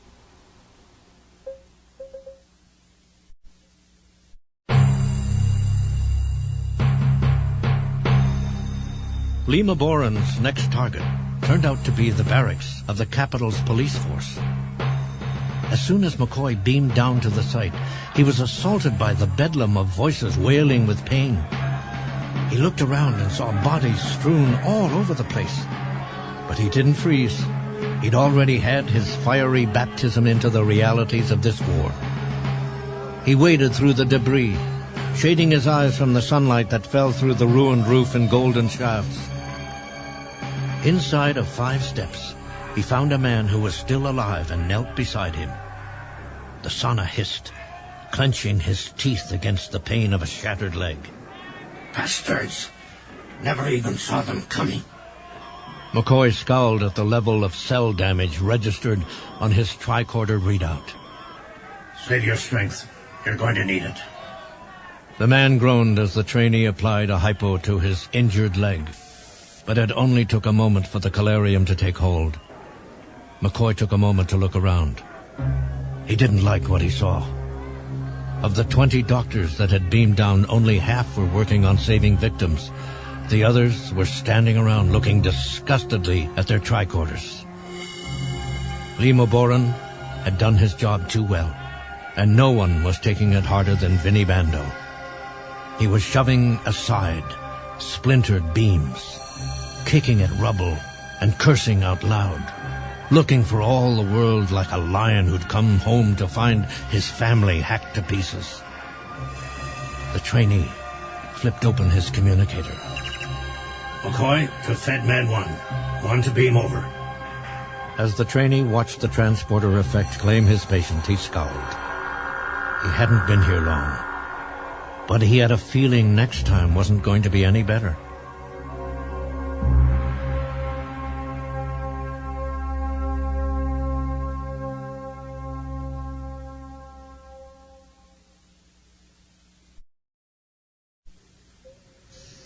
As soon as Bando gave the okay for him to beam back, McCoy returned to the ward.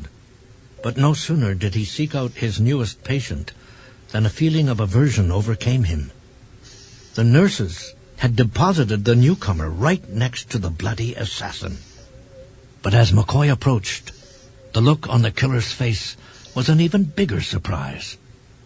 Not a sneer, but an expression of concern, of sympathy.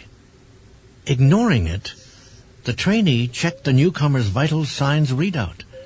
Everything was where it should be, he noted. Then the assassin spoke. He is a police officer, is he not? McCoy's teeth clenched. Unfortunately, he couldn't just ignore the sauna. As Merlin had pointed out, he was still a patient. I don't see what business that is of yours. The assassin looked at him for a moment, and then nodded. I thought so.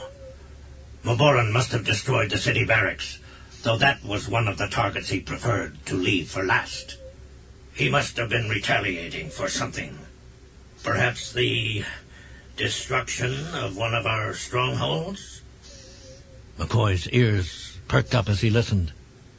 His patient's observations were right on the money. If he'd deduced all that from the sight of an injured police officer, then he knew his organization pretty well, knew Lima Boren pretty well, and it might not be a bad idea to get better acquainted with him, despite McCoy's revulsion for the man. After all, what were his personal feelings compared with an opportunity to dig up information which might end these wars a little sooner? McCoy looked at the assassin. Why do you do this, if it pains you to see the results? Because the government wishes to make us extinct. Tell me, Doctor, what lengths might you go to in order to ensure the survival of your kind? That's different. Your assassins aren't an entire race. They're a tiny fraction of the population. I see. Then it is the size of the group that determines its right to survive. The trainee could feel his temples working. This assassin really knew how to push his buttons, didn't he? Numbers aren't the issue here. Your people want to live free of the fear that they'll be murdered. Is that so hard to understand? Not at all. The question is whether or not that condition should be granted to them. In the context of Sani civilization, assassination is not a thing that deprives one of his or her rights. It is a right. The right to die according to tradition, with honor, with the sort of dignity that can only accrue to the victim of a ritual assassination.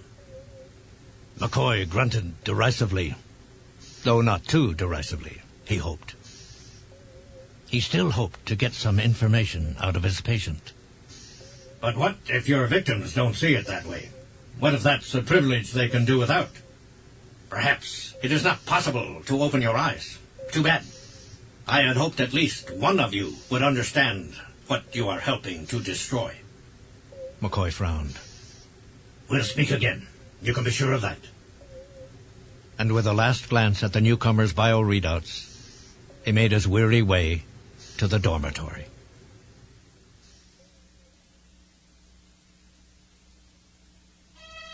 McCoy couldn't sleep that night. Reaching for his uniform and his boots, he slipped them on. Then he made his way out of the dorm, down the corridor, and into the ward full of wounded Sana. As McCoy approached, the assassin turned towards him. What's the matter? Trouble sleeping? No more than you. But then, assassins need less sleep than other Sana. You know, Doctor, I have been thinking about how I could best explain our position to you. Tell me, what do you know of Lee Maboran? McCoy chose his words carefully. That he hates the idea of assassination being outlawed, as you do. And, judging from the bloody results, he's pretty damn good at what he does. The assassin nodded. But did you also know that Lee Maboran is a poet? A man of remarkable sensitivity and bountiful expression. To truly comprehend the assassin, Doctor, you must know him in all his aspects. The Sana closed his indigo eyes and recited a verse from memory. We are all shadows on the sun, obscuring its holy light, its perfection. To take a life is to allow the heavenly glory to shine that much brighter. A pretty ghastly idea, McCoy thought. And he didn't care much for the level of artistry either. When he replied, however, he again tried to be diplomatic. I understand, but I disagree. To my way of thinking, life doesn't mar reality. It defines it. So every person deleted from the equation would, to use your imagery, make the sun shine less brightly. The assassin pondered that for a moment. It seems our cultures are further apart than I thought. McCoy agreed. But so far, he'd come away with nothing even vaguely useful in the war against Maboran. He tried a new approach. So, is that why you became an assassin in the first place? Because this philosophy appealed to you? His patient shrugged. My father was an assassin. I saw what he did, and I respected it. It was only later that I realized the beauty and complexity of the doctrines I had embraced. Suddenly his eyes fixed on the human with renewed intensity. Why are you here, Doctor? Why are you on Ssan, in your Starfleet, in space? Why did you leave your world in the first place? The trainee really didn't want to get into all that. But on the other hand, he didn't want to lose his peephole into the mind of Lee Maboran. Well, there's not much to tell. I wanted to be a physician, so here I am. But could you not have practiced your medicine in your home world? Why did you come out here to do it? Why, indeed. That was something the trainee hadn't discussed in detail with anyone. But didn't he want to tell someone, finally? Deep down, didn't he want to get it off his chest? McCoy licked his lips. I left Earth because I had to. Because I had no other choice in the matter. And in the next few minutes, he described what had happened. It was difficult to say the words that brought the memory back to mind, but not as difficult as he thought it would be. Through it all, the Sana didn't comment. He only listened. And that is what propelled you into space, Dr. McCoy? The desire to forget what you saw that day? The human nodded. His patient's nostrils flared wide. Had it been me, I do not think I would have taken it half as well as you did. McCoy regarded him. What would you have done differently? The Sana thought for a long moment. Then he focused on McCoy again. Nothing you would approve of, I'm afraid.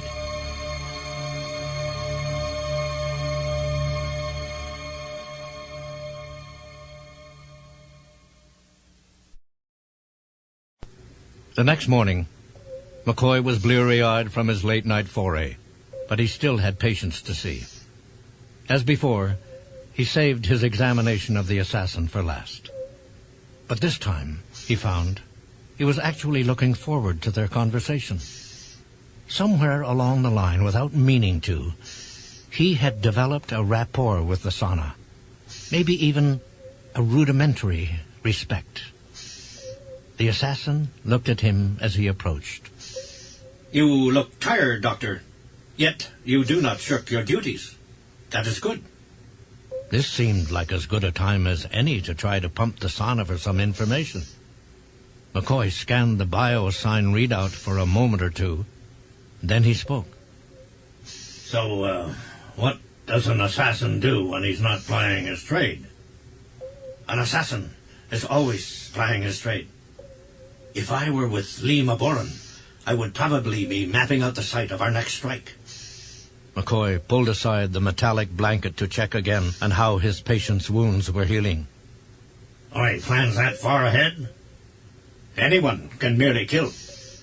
But to do so quickly and efficiently and with a minimum of danger, one must plan.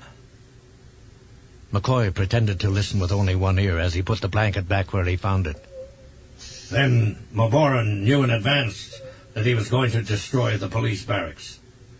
It was one of his options. If the government assassins had not wiped out our den, Lee Maboran would have moved in a less devastating direction. But you left him no choice. Tell me, Doctor, do you remember my request early on that you kill me? Do you not wonder why I have not repeated it? McCoy frowned. All right, I'll bite. Why haven't you asked me to kill you since then? Because it would not change the fact that you preserved my life. Whatever dishonor I have suffered cannot be erased. It is far preferable for me to survive, and even in my shame, to further the assassin's cause. Further the assassin's cause? Does that mean you plan to escape? Of course. If not from here, then from whatever facility they bring me to. It is, as the expression goes, only a matter of time. McCoy was getting impatient. While he tiptoed around his patient, lives were being lost. He decided to up the ante. Incidentally, I've heard a rumor. Some bad news for your side, if it's true. Seems some assassins attacked a government armory on the other side of town and were stopped before they could do any damage. Apparently, none of your people escaped. The Sana shook his head. Do not place any faith in this story. Lee Maboran has not included any armories among his targets. He knows that for a price, a weapon can be replaced. It is only with flesh and blood that one may fashion a convincing argument. McCoy had the feeling he was finally getting somewhere. Then maybe I'm wrong. Maybe it was some other place. The assassin thought for a moment. The air shuttle terminal? No. The History Museum? There is an exhibit there on Stone Age cultures. It will be crowded, dense with targets for our assassins. McCoy felt as if he'd hit the mother lode. His patient thought some more. Or perhaps the library. Thousands of sauna use it each day. Do they not? Or the sports arena. What about the zoo? Suddenly, the doctor got a bad feeling. A feeling that he was being played for a fool. He eyed his patient. You're mocking me. The sauna shook his head.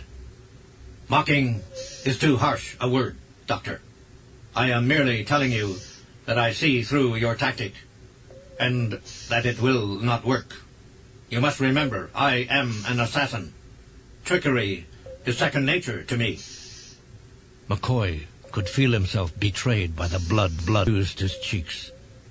But it didn't really matter anymore. The jig was up. All right. I was trying to deceive you. But only to save lives. Sani lives. People like you and me, whose lives can be saved. How enlightening. Here I thought I could not easily be tricked, and yet you tricked me after all. I burn with humiliation for you, Doctor. I believed I had found someone like me, someone who believed in a principle so strongly he was willing to die for it. But I see that I was wrong. You know, you brought dishonor to me when you would not let me die. But it is nothing compared to the dishonor you have brought yourself. McCoy wanted to lash out, to call the sauna a bloody-handed murderer who had no business judging others. And he might have. Except the bastard was right.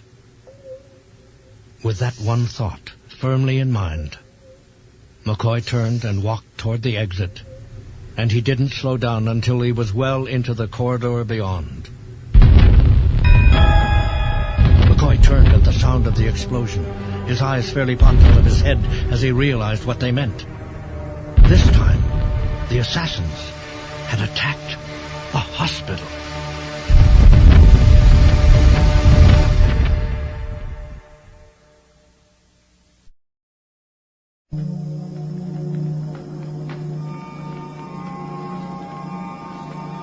McCoy didn't know which part of the building was under attack until he and his colleagues were beamed to the disaster site. But as soon as he materialized alongside Bando and a couple of his veterans, his blood froze in his veins. Two words escaped his lips. My God! Until minutes ago, the place had been a children's ward, a place for society's innocents to heal from injuries, from illness, from surgical procedures. But Lee Maboran had performed his own brand of surgery on the place, and now the immature throats of the dying filled the debris-clotted air with a thin, high-pitched wail. Kneeling, McCoy placed his fingertips against the neck of a girl no older than his own daughter, half buried in the rubble of a collapsed wall. She would no longer have to worry about any illnesses, he told himself. She would no longer have to worry about anything. Closing her eyes, he got up and made his way farther into the heart of the disaster. He could feel a pounding in his temples that seemed to grow fiercer with every step he took. But there were no living sauna, no one he could help, only corpses. Then he saw something move. Many somethings, in fact. But not children. The white-robed wraiths who must have visited here in the first place. But why? Why wouldn't they have fled before the bomb went off? Unless they had left and were now coming back to finish what they'd started. Watch out! It's the assassins! As if they'd rehearsed it. The line of doctors dropped to their knees, all except one, who stood his ground as if daring the assassins to skewer him on one of their blades. And that one, McCoy saw, was Vinnie Bando. He held a child in his arms, an adolescent by the look of her. Unfortunately, she would never have the chance to grow into an adult. Her throat had been laid open in the explosion, and it gaped now like a bloody second mouth. Someone pulled at him, urging him to get down. But Bando wasn't listening. He was just standing there, tears running down his cheeks as he peered into the face of the murdered child. He bawled at the vague forms of the assassins. You want to kill someone? Kill me! For God's sakes! Kill me! Strangely enough, the assassins didn't take him up on his invitation. Their only response came in the form of a single figure who stepped out from behind a barrier of smoking rubble. A tall, blunt-featured Sana with a red cross in a red circle stitched onto a spot over his left chest. Maboran! McCoy felt a surge of awe mixed with dread. It was the rebel leader, the author of all the destruction he'd seen on Ssan, Maboran, the High Assassin, who now shook his head. We do not kill off-worlders. Go back to your Federation, intruder. Leave Ssan to us. Something snapped in Bando then. With a snarl, he dropped his burden of dead flesh and charged the assassin. At first, Maboran didn't move. Then, as the CMO came within a meter of him, he spun like a dervish and lashed out with his foot. There was a dull thud and Bando sank in a heap. One of the doctors cried out and went to the CMO's aid. Maboran watched for a moment. Other doctors assembled there. I say it again. We do not kill off-worlders. With that, he retreated into the ranks of his fellow assassins. And seconds later, they had all vanished, as if absorbed by the spreading smoke. Creeping forward, McCoy joined the doctor at Bando's side. But by then, the CMO was already shoving away anyone who wanted to help him. I'm all right, damn it. I'm all right. McCoy watched as Carver and the other trainees moved forward into the smoke, answering a renewed chorus of childish cries for help. He surveyed Bando's tortured features, wondering at the man's courage. For with his foolhardiness, he had stopped Maboran from killing the rest of the young survivors. The CMO had achieved some semblance of the victory he'd been looking for, though he didn't seem to see it that way. Bando was still moaning and cursing when the last living child was removed from the ward.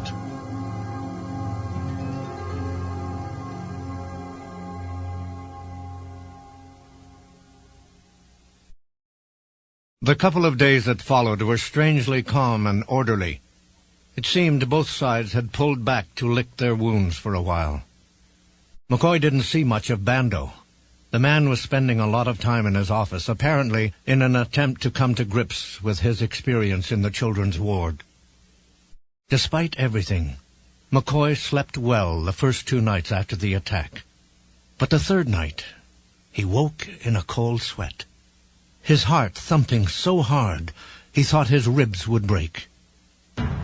He had dreamed that his daughter Joanna was lying in the rubble of the children's ward, her cheeks drained of color until they looked like candle wax. And he knew with a certainty found only in dreams that it was he who had killed her. What did the dream mean? That he had killed his daughter's love for him when he ran off into space? Or was the shattered innocence he held in his arms his own? Cold, still shuddering from the shock of seeing Joanna's corpse, McCoy pulled on his uniform and his boots as he had the other night and made his way down the darkened corridor toward the ward. That was where he felt most at home these days. With no one else to talk to, he could at least commune with the biomonitors. Walking out into the ward, McCoy looked for the doctor on duty. After a moment, he found the shadowy figure he was looking for. Heading that way, he noticed that the doctor was checking the biosigns of the assassin. As McCoy came closer, he was surprised to observe that the physician in question was Vinnie Bando. Odd, thought the trainee. He had never seen the CMO come out into the ward before. Hearing footfalls, Bando turned and saw him. What brings you out at this hour, McCoy? The trainee shrugged. It's that you? Bando grunted. I wasn't always the chief medical officer, you know. Once I was a trainee, just like you, in a ward just like this one.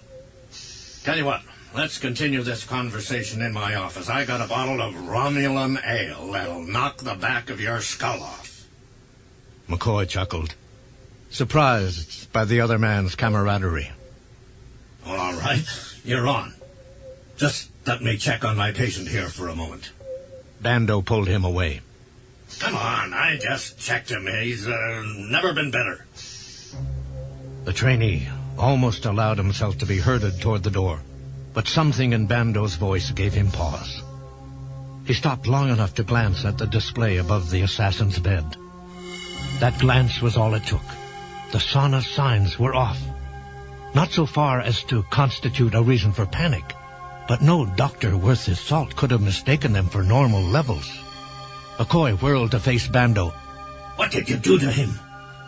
The other man's features suddenly turned to stone. Don't you see? I had to do it. He's an assassin, just like the murdering bastards that killed those children. McCoy's teeth clenched. There was no way to know what Bando had injected the assassin with, other than to check the man's hypo. The CMO probably had the device in one of his pockets. He took a step toward Bando. He's my patient, damn it. I need to know what you shot him up with. Bando shook his head, his eyes suddenly wild with determination, and pulled a phaser pistol out of his tunic. Without thinking, McCoy grabbed the weapon and twisted with all his strength. The beam of ruby-red light missed his face by inches and cut a hole in the ceiling. Wrestling him to the ground, Bando jarred him with a blow to his chin that made him see stars. Then the man's fingers found McCoy's windpipe. With a roar of rage, he squeezed. The trainee tried desperately to break the CMO's grip, but it was like trying to bend duranium. His face was swelling with blood like some kind of exotic fruit, his strength ebbing fast. Then, out of nowhere, McCoy felt a jolt, and suddenly, the pressure on his windpipe was gone. He drew in one greedy, groaning gulp of air after another, unable to fill his lungs fast enough. But he had the presence of mind to look up and see what had happened. To his surprise, Carver and Jimenez and Huang were all struggling with Bando. Jimenez wrestling him for the phaser, while the other two tried to pin him against an empty biobed. Abruptly, Jimenez tore the weapon free, and as Bando tried to get it back, Carver slugged the madman, putting all his weight behind the blow. The CMO sank to the floor, unconscious. That's when McCoy remembered what this battle had been about in the first place. Crawling toward Bando, he reached into one of the man's pockets and drew out the device he was looking for. Checking the hypospray setting, he noted the components of the compound the CMO had used on his victim. A moment later, he saw the full scope of Bando's plan. He had injected the assassin with a variant of the bloodfire virus, which would multiply at a vastly increased rate. The result?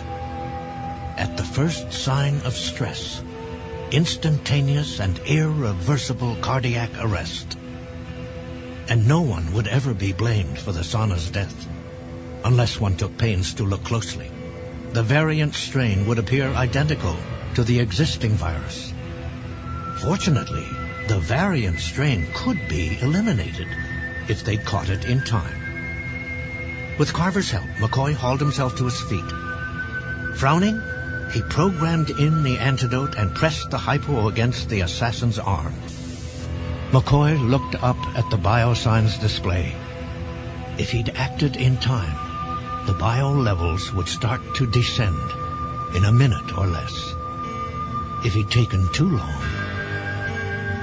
No, the levels were beginning to drop. Not a lot, not fast, but they were beginning to come down. He'd caught the thing in time. He'd saved his patient's life. But then, wasn't that what doctors were supposed to do? McCoy glanced at his fellow trainees. What in blazes are you all doing here? A smile spread across Carver's face. I saw you get up in the middle of the night again. You looked like you could use a friend. Or maybe three. He put a hand on McCoy's shoulder. If it's all right with you, Leonard, I'd like to bury the hatchet.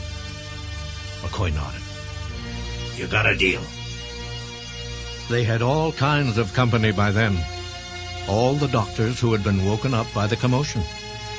It took a while to explain what had happened, and even longer to make them believe it.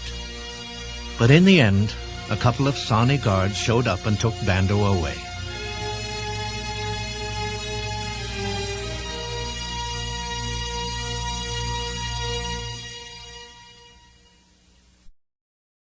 A month later, Captain Helios and the Republic arrived with a fresh load of trainees. Helios' orders were to collect the 5 neophytes she had dropped off on Ssan and bring them to their next assignment on Beta Orolon 3, where a mysterious plague was decimating the population. By then, of course, Bando was long gone, and another doctor was serving as chief medical officer.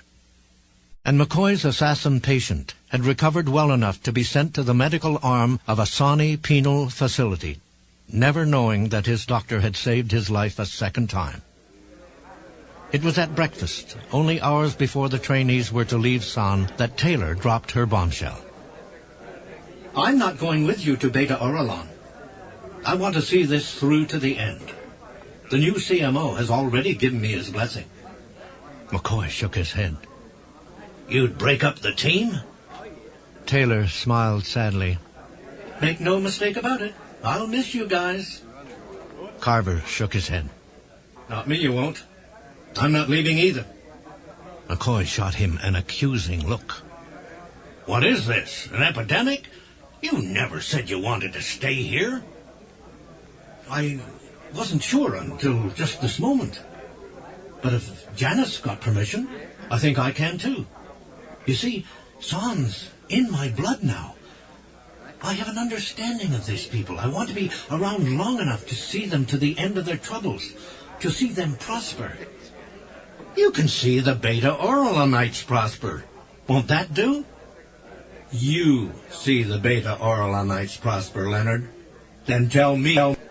McCoy sat back in his chair and forced himself to accept the situation. All right, Merlin. That's a promise.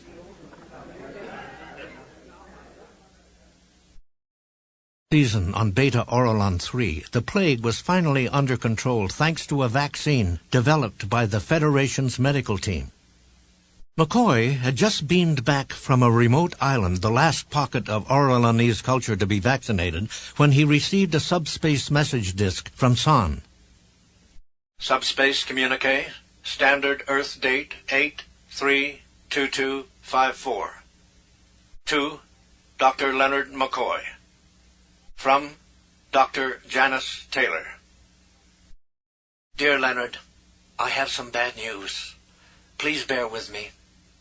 As you may have heard, the assassin wars are all but over here. Several days ago, Lee Maboran was killed in a raid on a rebel facility, and the government has been on the verge of claiming victory ever since. Merlin and I and a couple of the newer trainees went out to the local watering hole to celebrate. One of the new people asked how it felt to see the end of the conflict after 6 long months. Merlin said it felt fine and raised his glass to all the Federation doctors who had served on Ssan, even Bando. Then his eyes went all round and white, as if he saw something reflected in his glass. The next thing I knew, he was flying toward me, and we were crashing to the ground in a jumble of arms and legs, and there was a terrible, loud sound. By the time I got my wits about me, I saw a half-dozen assassins standing at the other end of the square. 5 were running away, but one was just standing there, glaring at me. Then he ran away too.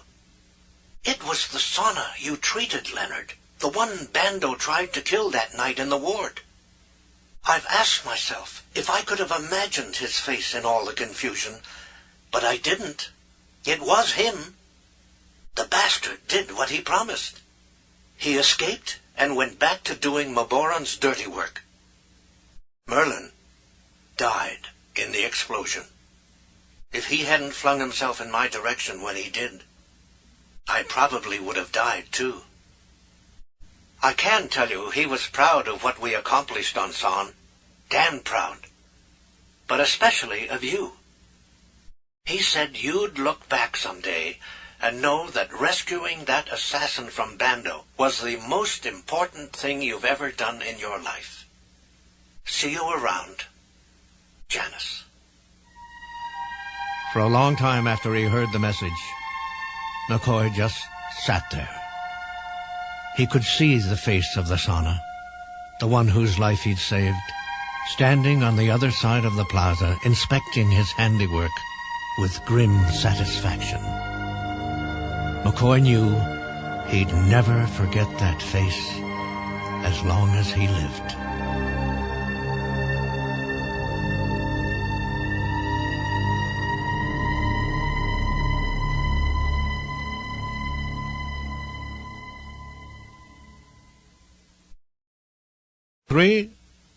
Joselyn. McCoy had long ago run out of activities to occupy his time in sickbay. That left plenty of time for worry. In fact, he was so distracted by his concern for the landing party, he almost didn't notice when sickbay's double doors slid open. Then he heard the sound of voices. Voices so taut with anxiety that they made his head snap around and drained all the blood from his face. Spock and Clay were helping some security officers guide a pair of anti-grav stretchers into the room. And each stretcher had a bloody figure laid out on it. The doctor swallowed and met them halfway to the operating room. But he'd barely begun a preliminary bioscan before he realized that his patients were beyond help. But what about Joselyn and Jim? He turned to Spock. These boys are dead. Where are the others? The look on the Vulcan's face told the doctor all he needed to know. Suddenly, unable to contain his fury, McCoy found an outlet for it. Treadway. Clay's eyes widened as he saw the doctor's anger. He very time to ward off McCoy's blow, but as Bones followed through, the diplomat's head snapped back, and he went sprawling over a hard plastic counter. The doctor rushed around the counter to get at Clay again, but someone grabbed him by the wrist and wouldn't let go. It was Spock. It had to be. When the Vulcan spoke, his voice was calm and even. Please desist, Doctor. But McCoy had no intention of complying with that request. It took the combined efforts of Spock and 2 of the security officers to hold him back. The diplomat shot him a look of pure hatred as he got to his feet. You're insane. McCoy's mouth twisted. I'm not the one who insisted on beaming down into the assassin's den, am I? You're the genius responsible for that. I did what I had to do, what the mission demanded. You got Jim and Joselyn killed, is what you did. You wouldn't listen, and now you've murdered the 2 people I love most in the world. I loved her, too. I would never have hurt her. Not for anything. Suddenly, McCoy realized that they were talking about Joselyn in the past tense. Swallowing hard, he turned to Spock. She's dead, isn't she? I do not know. The last I saw of her, she was alive. Both she and the captain, but they were not beamed up with the rest of us. Perhaps it was the Maldinium in the area. It may have prevented Mr. Scott from getting a lock on them. Treadway poked a finger in the Vulcan's direction. I want to know for sure. I want to know what happened and what we can do to get her back, and I want to know now. I will do my best to determine what happened to both the captain and your wife. And then we will formulate a plan of action. With a final withering glance at McCoy, Treadway stormed out of sickbay. Bones turned to the first officer. When you find out, Spock. The Vulcan nodded. I will notify you as well, Doctor. I never had any intention of doing otherwise. Spock regarded Clay Treadway with equanimity as the human bellowed at him. What do you mean I'm no longer in charge? This is no longer a straightforward diplomatic mission. Therefore, I am assuming control of it under Starfleet Order 958, Article 3. Out of the corner of his eye, Spock saw that his move was meeting with approval from Scotty, Uhura, and Chekhov. Treadway looked exasperated. Mr. Spock, Order 958 only pertains to situations in which the diplomatic envoy has been killed or incapacitated. Which insofar as your wife is concerned. Remember, you are only half of the diplomatic team assigned to this endeavor. You're flirting with the court-martial here, and you know it. I know no such thing, Ambassador. I am merely abiding by the same set of regulations to which you yourself referred in taking command. Treadway didn't answer. It was clear to him, as the Vulcan had intended, that he wasn't going to make any headway with his protest. All right, then. It's your game, Spock. How are you going to play it? Before the first officer could answer, the doors to the room slid aside and McCoy walked in. He glared at the diplomat. Were you going to leave me out of this get-together, Clay? With Joselyn's life at stake here, I'd have expected you'd put what's between us aside and let me lend whatever help I can. Spock thought it best to haul their discussion out of the muck before it degenerated any further. Gentlemen, we have a very serious matter before us. I suggest we address it. Both McCoy and Treadway fell silent.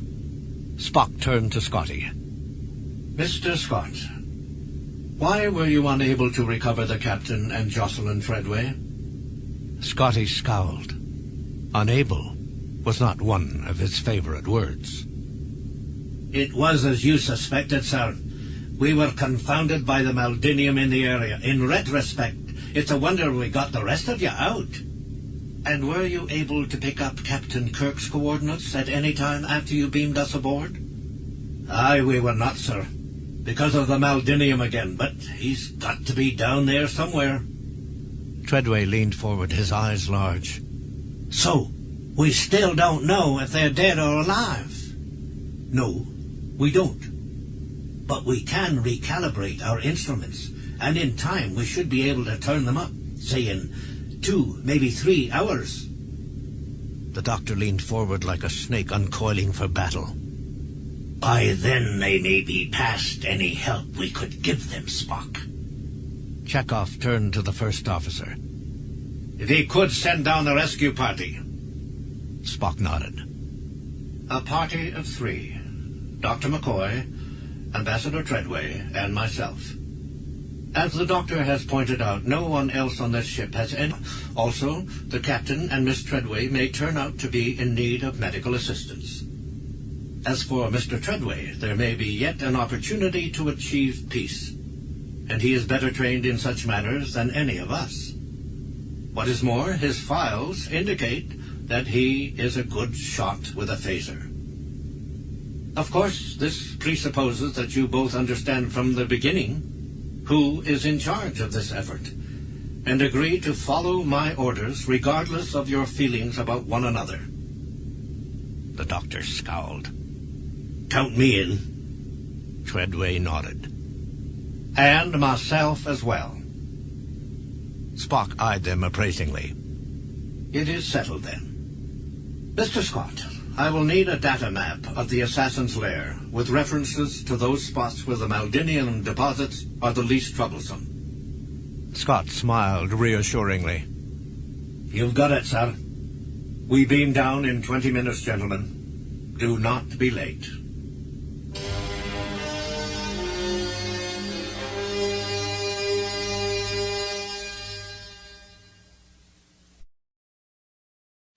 As Spock entered the transporter room, he found that McCoy and Clay Treadway were both there already, waiting for him. Scotty was there too, of course. When he saw the Vulcan, he came over and gave him a tricorder with the information he'd requested. Accepting the tricorder, the Vulcan inclined his head to show his gratitude and tucked it into one of the pockets of his cold-weather jacket. Then he made his way onto the transporter platform, where he took up a position beside the pile of climbing ropes Scotty had acquired for them. A moment later, the doctor and the diplomat followed suit. That was Scotty's cue to assume command of the transporter console. He looked up at Spock, awaiting the word. The Vulcan nodded. Energize. Scotty did as he was told. The transporter effect enveloped the three figures on the platform, and then, in less time than it took to blink, they were gone.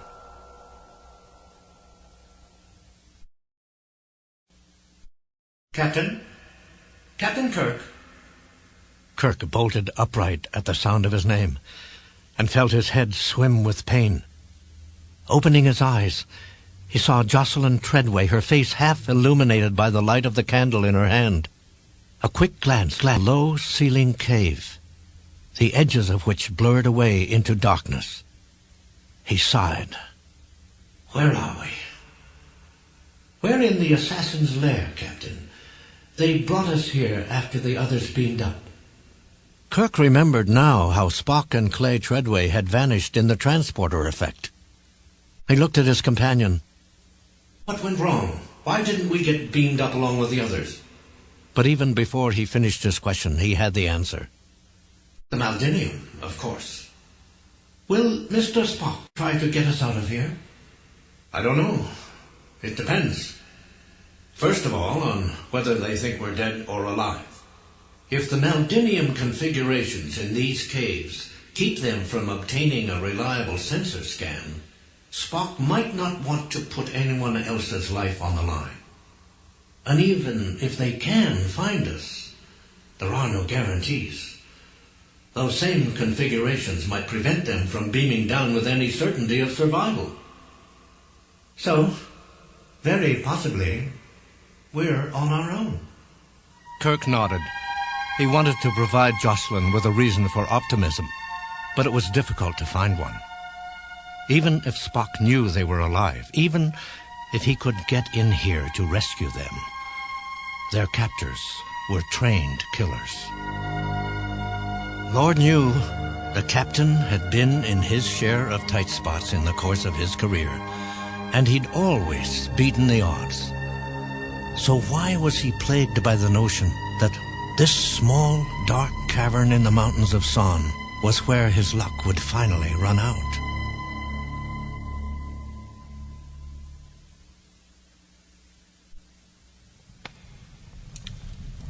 Cor Lacandeur's eyes glittered in the light of the assassin's fire.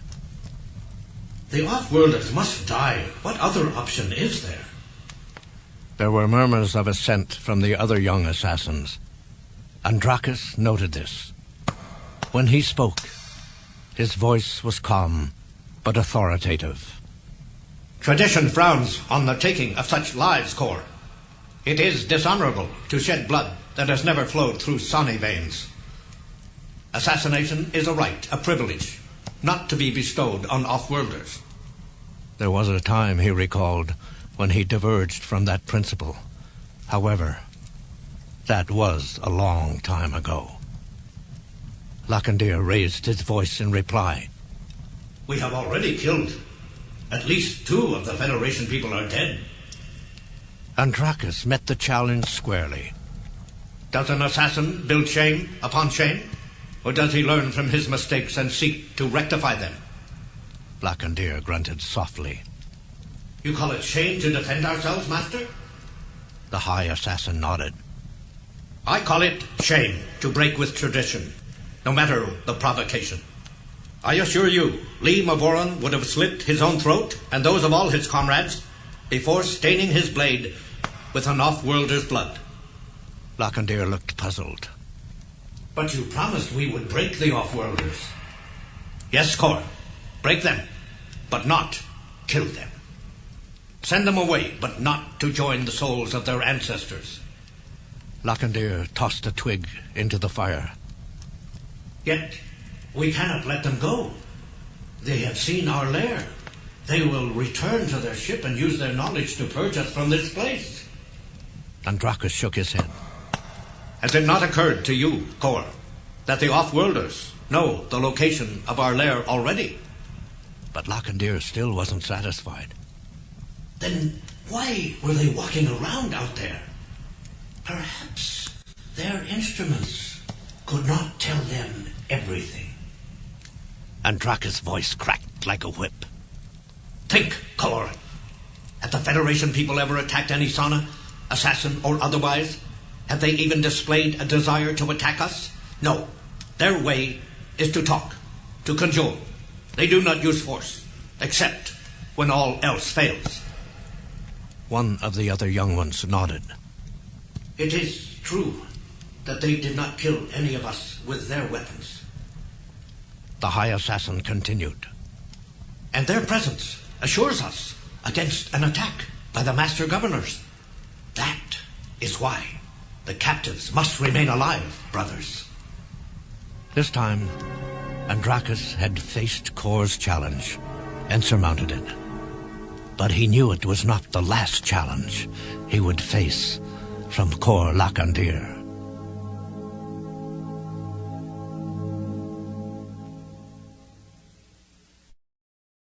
Wistful in the light of their single candle. You've known Leonard for, what, Captain, almost 30 years? Kirk shrugged. 27. Ever since he signed on with the Enterprise. Joselyn bit her lip, as if trying to decide about something. Finally, she spoke up. You're Leonard's best friend. If I can tell anyone about this, it's you. We very nearly had a tryst last night. He and I. Suddenly, Kirk understood the air of tension between the treadways that he'd noticed back in the transporter room. Look, whatever happened last night was between you and Bones, and if I'm ever going to face him again, I don't want You're not, Captain, going to face him again, I mean. Neither of us are. And, well, there are some things I want to say. No, have to say. Confessions, you mean? Joselyn nodded. They say it's good for the soul. And even if you're not the person I should be confessing to, you're the only one here. All right. I'll listen. Jocelyn's eyes narrowed as she peeled back the years. I met Leonard at a high school dance. Of course, I didn't go to the dance with him. I went with Clay. But about halfway through the evening, I found Clay grinning at another girl, so I stormed off in the proverbial huff. Naturally, Clay came after me, protesting that I hadn't seen what I thought I'd seen. But I wasn't buying it. I was mad. So I headed for the spot where the Shire boys always congregated and grabbed the nearest one. As you may have guessed, that was your friend Leonard. In front of Clay and everyone else, I danced with him. It was a slow song too, but I didn't care. I was asserting my independence. I think he had a good time too, because when the song was over, He asked me to stay on the dance floor with him. And to my surprise, I said yes. How could I have said anything else to that sweet, trusting face? Of course, Clay was getting angrier by the minute, but I didn't care.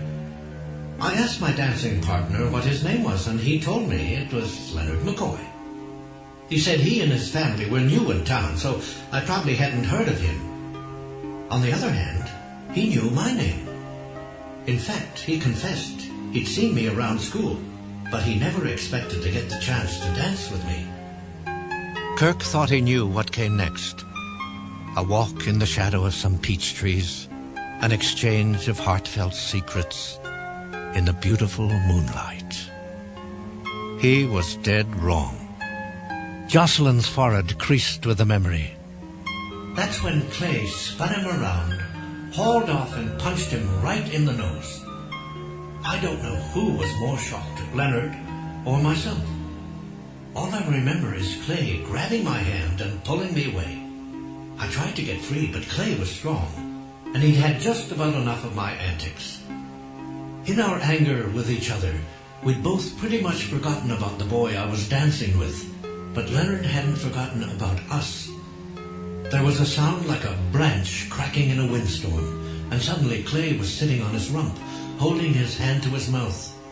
And my dancing partner was standing over him, eyes blazing, nose and knuckles bleeding like some noble knight come to defend my honor.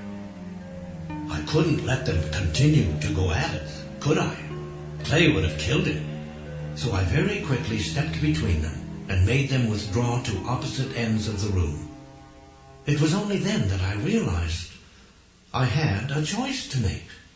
Should I go home with Clay as expected, or should I throw the town gossip mongers for a loop and take the arm of the awkward-looking boy who defended me? I'm betting you chose the latter. You're betting right. I went home with Leonard, much to poor Clay's dismay and chagrin. And I kept on seeing Leonard. Mind you, Clay tried to change my mind, tried constantly. But as far as I was concerned, I was Leonard McCoy's girl from that point on. One thing I learned about Leonard was that he spent a lot of time at the library, studying. There were times when I had to literally drag him out of there to shove some food down his throat. On one such occasion, I went looking for him, but he wasn't at his usual table. I looked all over that old building, but no Leonard. Finally, I went home, and as I trudged up the steps in front of my house, I almost tripped over him in the dark. The goon had gone out and gotten me an engagement ring. I accepted, of course. A couple of months later, we were married.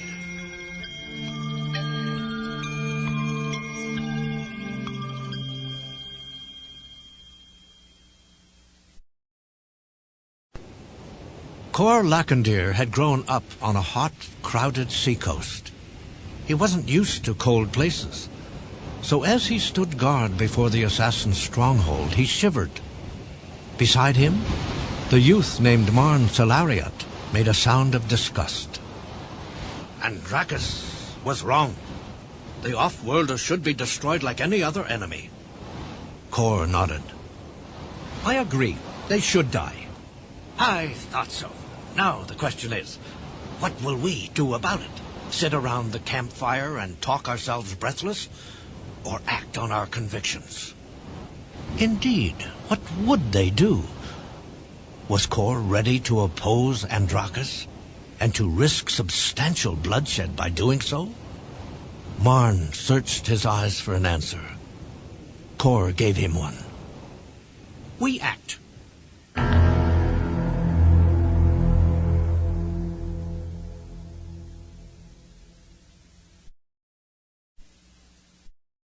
Joselyn smiled as she remembered. I liked being married to Leonard McCoy, and I liked it even better when our daughter Joanna arrived. That was the happiest time of my life. Too bad it only lasted 2 years, maybe 3. Then Leonard started immersing himself in his studies again. I felt so lonely sometimes, like I was raising Joanna all by myself. She frowned as if grappling with something.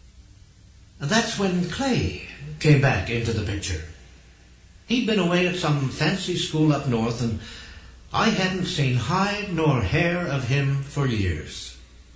But one afternoon, I was taking Joanna for a walk in the park, and I saw this tanned, handsome man on the tennis courts.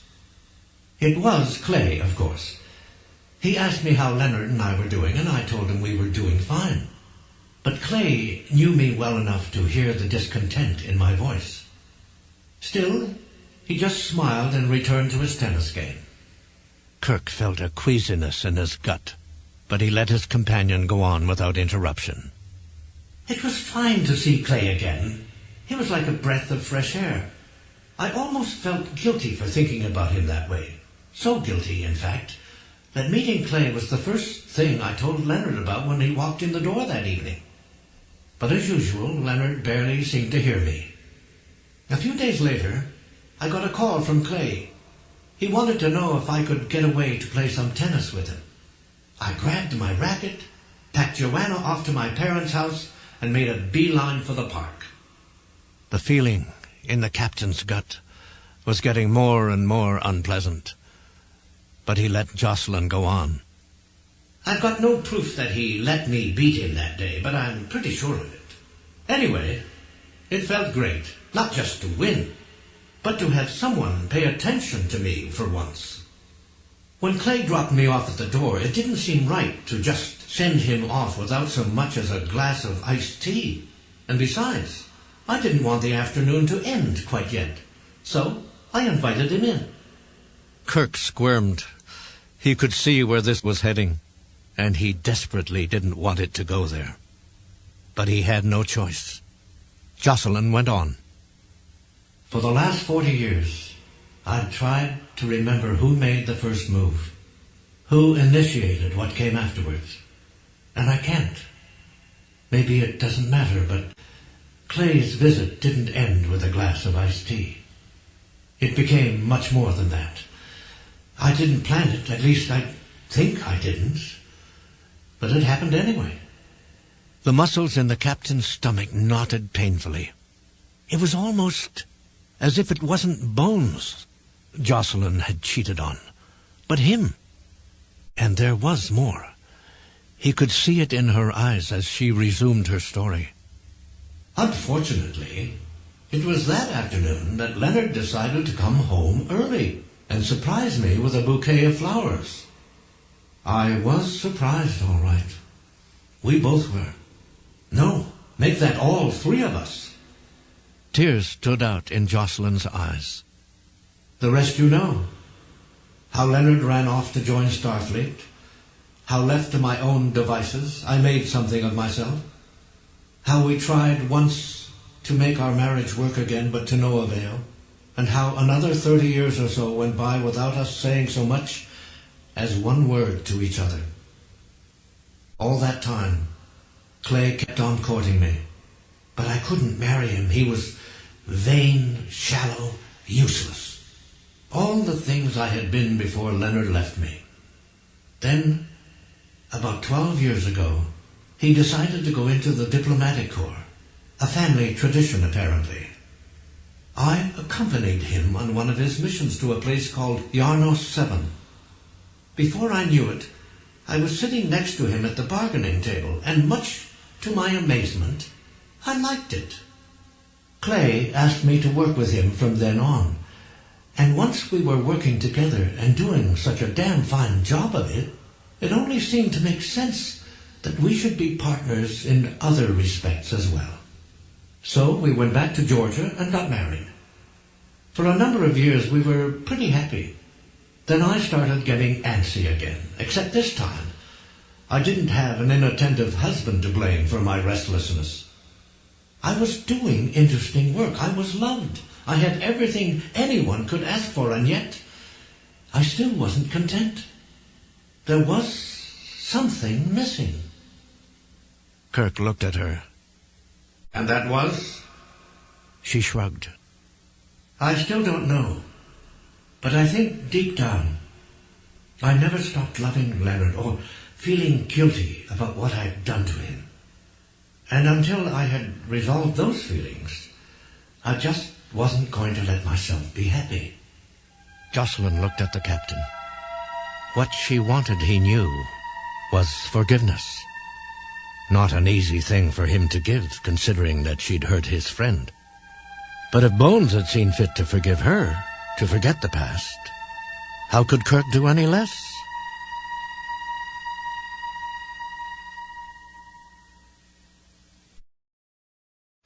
It was dark by the time McCoy and his companions reached the ledge that hung over the entrance to the assassin's lair. They couldn't see the sentry standing guard over the place, but then the sentries couldn't see them either. Spock approached the brink with Clay right behind him.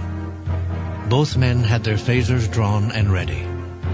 At a signal from the Vulcan, they leaped and fired their bright red beams. McCoy heard a moan and then two soft thuds. Satisfied, the doctor advanced to the edge and jumped after them.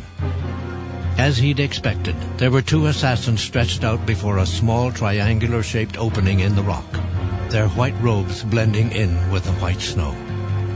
McCoy ran his tricorder over them and grunted his approval. The sauna would be out for a while. Without waiting for further comment, Spock led the way into the cave. Again, the diplomat was right behind him. McCoy brought up the rear.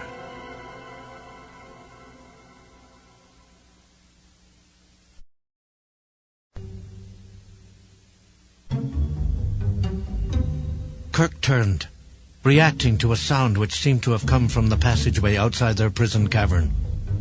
If he didn't know better, he'd have sworn it was the sound of a body hitting the ground. Joselyn turned to him. Did you hear something? He nodded, but try as he might, he could hear nothing else. Gesturing for Joselyn to follow him, he took a step out of their prison cell, only to be confronted by three man-sized figures in the candlelit corridor. One of them spoke. Damn, it's Jim. Kirk grinned at the sight of McCoy, and Joselyn, who had been standing beside him, took a step forward. Leonard, is that you? The captain saw her fling her arms around McCoy, as if drawn to him by some inexorable force. Kirk saw Spock, too, and a third man, whom he didn't immediately recognize until he came forward and spoke. We've got to get out of here before they find some of the bodies we've been leaving around. The voice was Clay Treadway's. The captain's heart sank in sympathy. The diplomat had risked his life to save his wife's, only to find out her heart belonged to someone else now. Joselyn turned to her husband in the near darkness, at a loss for words. Clay just averted his eyes. For a moment there was silence. Then Spock pointed back down the corridor and shattered it. This way. The nearest Maldinium-free area is back along our original route. As he started down the passage, the others fell into line behind him. Andraus woke to the scrape of footsteps on the stone outside his sleeping space. His candle had burned so low it hardly gave off any light at all, but he could make out a single silhouette in the entranceway. It took him a moment to realize that it was Cor Lacandier. Cor, is that you? What's going on? An enemy has penetrated this place, Master. Several of our brother assassins have been found unconscious, and the prisoners have escaped. Andraus could barely control his fury. Cut them off. They will not elude us. And reaching for his weapon as he leapt out of bed, Andraus himself led the rush to carry out his command.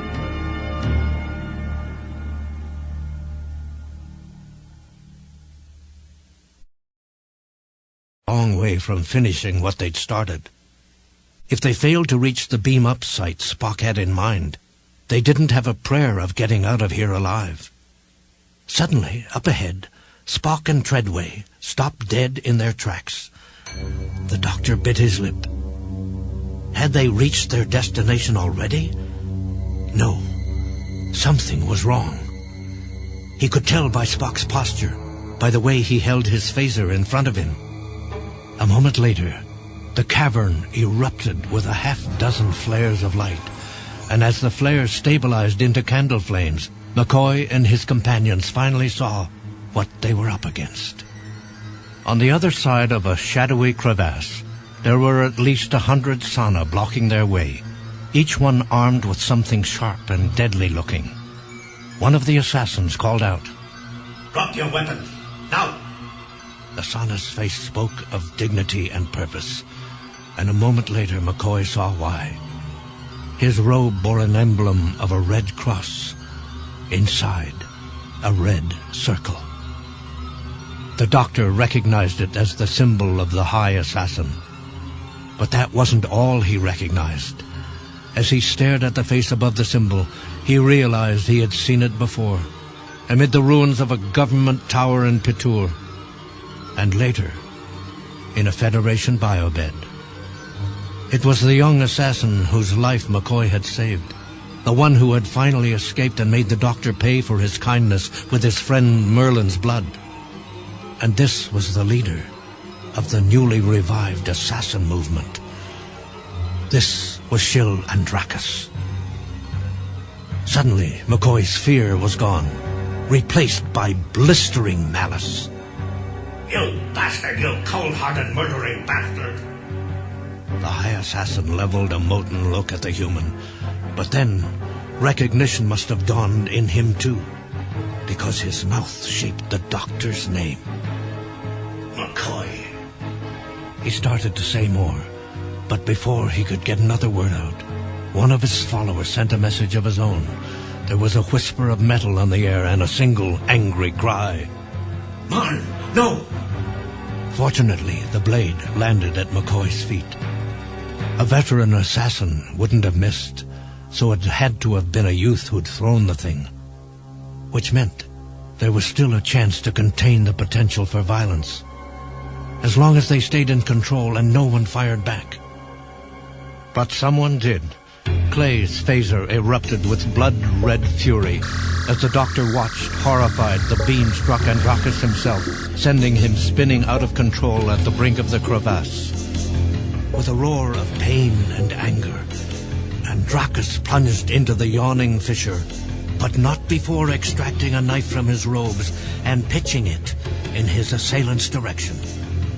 Unfortunately, the Sana's aim was spoiled by his fall. Missing Clay, the blade came whirling at McCoy instead. The doctor braced himself for its impact, but somehow it found another target en route. A body with the agility to slip in front of Bones and absorb the knife's breastbone-shattering force. It was a moment before McCoy realized which of his companions had saved his life. And by then, Joselyn was already teetering over the edge, clutching at the blade that protruded from the base of her throat. Eyes wide, she plummeted into the pit, just as Andraus had a moment before her. McCoy felt his throat constrict. "Joselyn!" And like a madman, he leapt in after her. Much sooner than he'd expected, the ground rushed up to meet him. As he recovered, he could hear a moaning in the darkness. Following the sound, McCoy came up against something small and soft and trembling. It was Jocelyn's hand. Immediately, her fingers closed around his. With his free hand, he groped for the knife that had lodged so hideously at the top of her sternum. He didn't dare pull it out.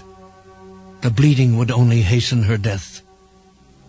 Swallowing against the ache in his throat, he could hear the sound of urgent voices up above. But all he cared about was the woman who lay dying on the cold rock floor. It was beyond his power to save her. All he could do was ease her suffering. Taking out his hypospray, he punched in the formula for a medication that would mitigate the pain but still leave Joselyn lucid. It took effect immediately. In the blue light from the tiny tricorder screen, his ex-wife's eyes met his. They were as clear and beautiful as the evening he'd met her, when he was too young to guess what life might have in store for them. When she spoke, her voice was little more than a whisper. Leonard. He grasped her hand more tightly. I'm here, Joss. Her eyes brightened. Will you dance with me? Tears rolled down McCoy's cheeks. Till the end of time. I'm sorry for everything. There's nothing to be sorry about. Not anymore. Joselyn smiled at that, or tried to. I don't want to leave you, Leonard. Not now. Not after we... Suddenly, her eyes opened wide, as if she was seeing some truth she had never seen before. And they didn't close again. He looked at her disbelievingly. Joselyn.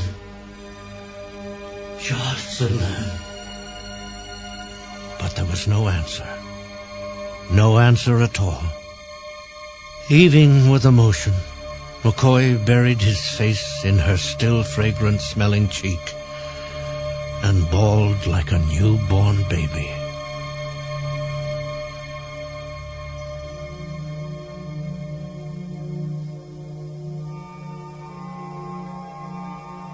It was some time later that he remembered they weren't alone at the bottom of the crevice.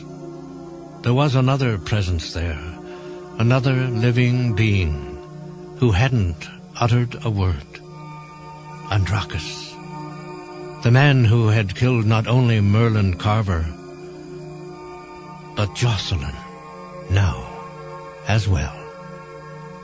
Through his pain, McCoy listened. He heard a shallow wheezing in the otherwise perfect silence. As he crept toward it, it grew louder, and finally he made out a vague, man-shaped outline. The assassin hissed at him. Come no closer, human. But his voice didn't have the strength it should have. There was something wrong with him. The doctor stopped just shy of Andraus' reach, ran his tricorder the length of the sauna's body and read the results. It was as he'd suspected. The assassin had broken several ribs. One of them had punctured his lung. McCoy eyed him by the tricorder's light. You're bleeding to death. I know that, Doctor. It is my time. Let me die. As you should have, the first time we met. The word struck McCoy like a physical blow. If he'd left Andraus to perish in the wreckage of that council chamber long ago, or let Bando kill him later on, Merlin would still be alive today. And so would Joselyn. He could make up for that. He could even the scales. All he had to do was walk away and let the sauna die. How many lives would he save that way? 100? 1,000? Without its leader, the assassin movement might even die out completely. Next to him, Andraus cried out, and McCoy felt tears well up in his eyes. He looked over at Joselyn and knew what he had to do. Damn it. I'm a doctor, not a politician.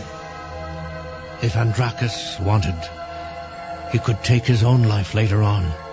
Right now, right here, McCoy wasn't going to let him perish. Punching new instructions into his hypo, he came closer to the assassin. Despite his infirmity, Andraus lashed out at him, catching his wrist in a steely grip. Let me die. The doctor shook his head, and with his free hand, he injected a stabilizing agent into the Sana's arm. It was significantly more effective than Calarium. Federation medicine had come a long way in 40 years. Abruptly, the darkness lurched and parted, as he and Andraus were caught in a wave of candlelight from above. Looking up for a moment, the doctor saw faces peering down at him from either side of the abyss. Then he returned his attention to the task at hand.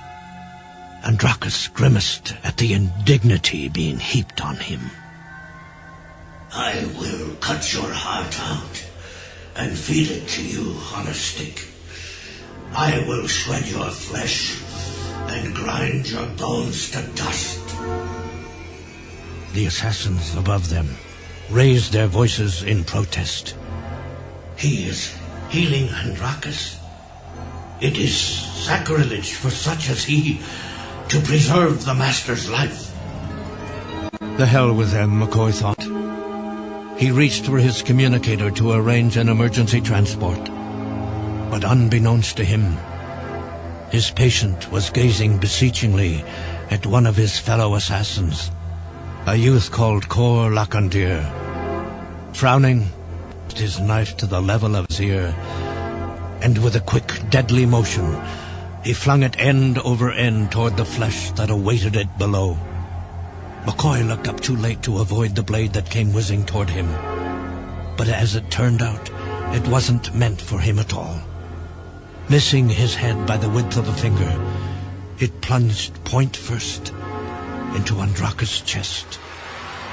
The assassin grimaced with the impact, but only for a fraction of a second. Then he was past expression, past feeling, past everything. Looking up, the doctor found the Sana who had hurled the knife. He wasn't difficult to spot. His eyes were narrowed with sadness, and he was the object of every other assassin's scrutiny. Taking a deep, desolate breath, McCoy looked down at Andraus again. The Sana would be happy, he mused.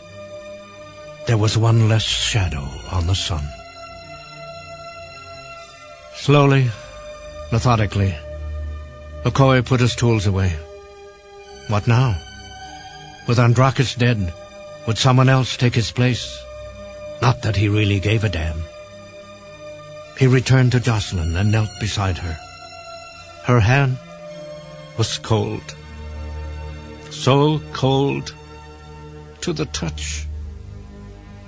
Abruptly, someone called out in a voice tinged with bitterness. If it were up to me alone, I would take your lives in exchange for his. But the Master would have let you live out of deference to tradition. So be gone.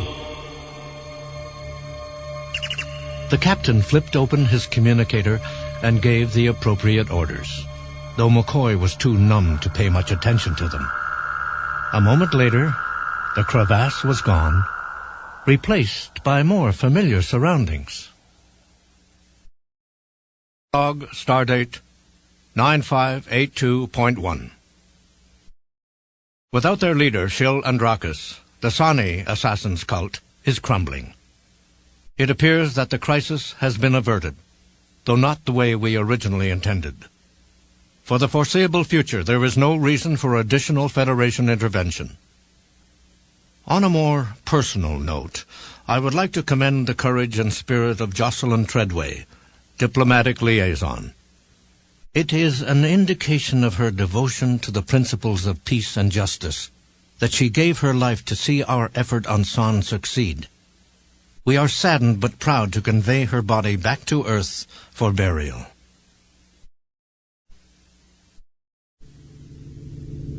McCoy stood in the ship's lounge and looked around. The place was mercifully empty. He knew that he had to eventually put Jocelyn's death behind him and rejoin the human race. Except he wasn't ready yet. He still had too much to work out. The doctor was about to leave the lounge to return to his vigil over Joselyn when he noticed someone standing in the open doorway. It was Clay. His first inclination was to lash out. What the devil are you doing here? Across the room, the other man shrugged. His expression was empty of rancor. I thought you might like some company. I know I would. McCoy frowned, sorry for the tone he'd taken. Well, what the hell? Come on in. The other man took a seat near the doctor's and fixed his gaze on the brilliant rush of stars. Why didn't we ever do this before, Leonard?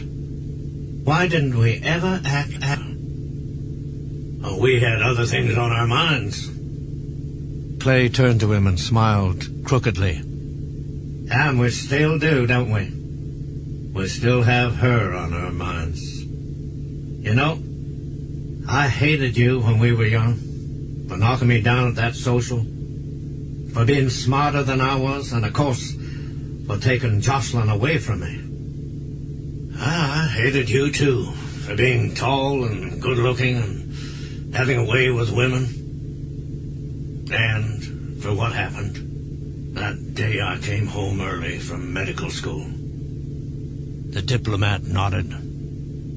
One might say that we were even on that count. That is, if one were tempted to keep score. The doctor eyed his longtime rival, and to his surprise, he felt nothing but sympathy for him. There's no score anymore, Clay.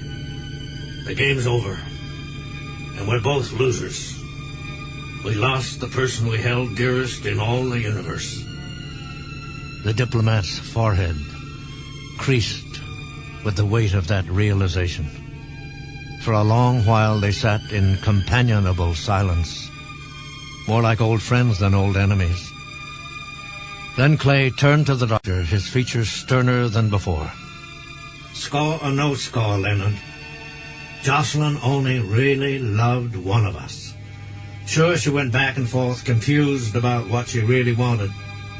But when you dug deep, there was only one true love in her life. And that love, I'm very sorry to say, was yours. Without waiting for a response, the diplomat made his exit, leaving McCoy to ponder his words in private.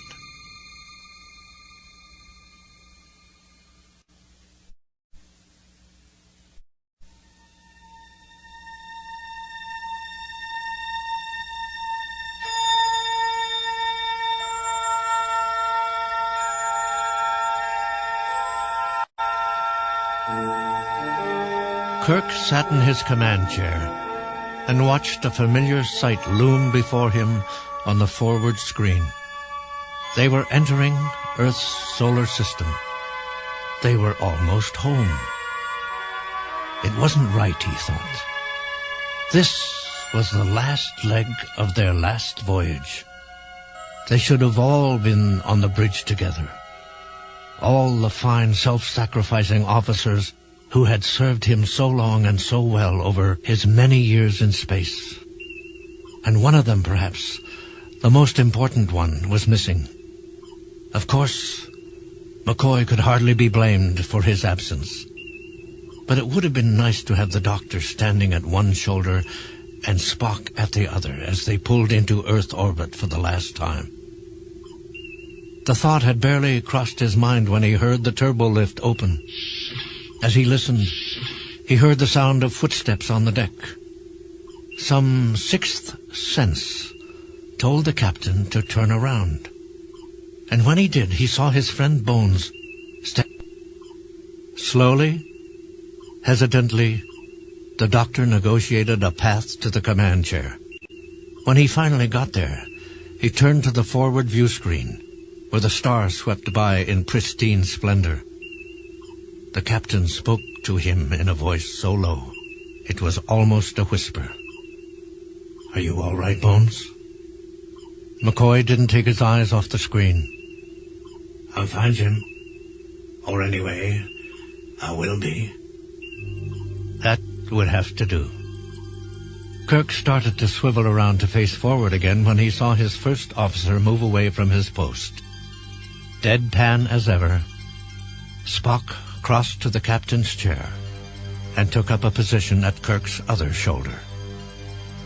For a moment, the Vulcan and Bones looked at one another. There were no words, no overt gestures, just an unspoken message that Spock shared his comrade's pain. McCoy half smiled. Then he turned again to the view screen, his soul just a shade less burdened than before. Kirk smiled, too. Their careers might be over, but life's adventure was only beginning. For all of them.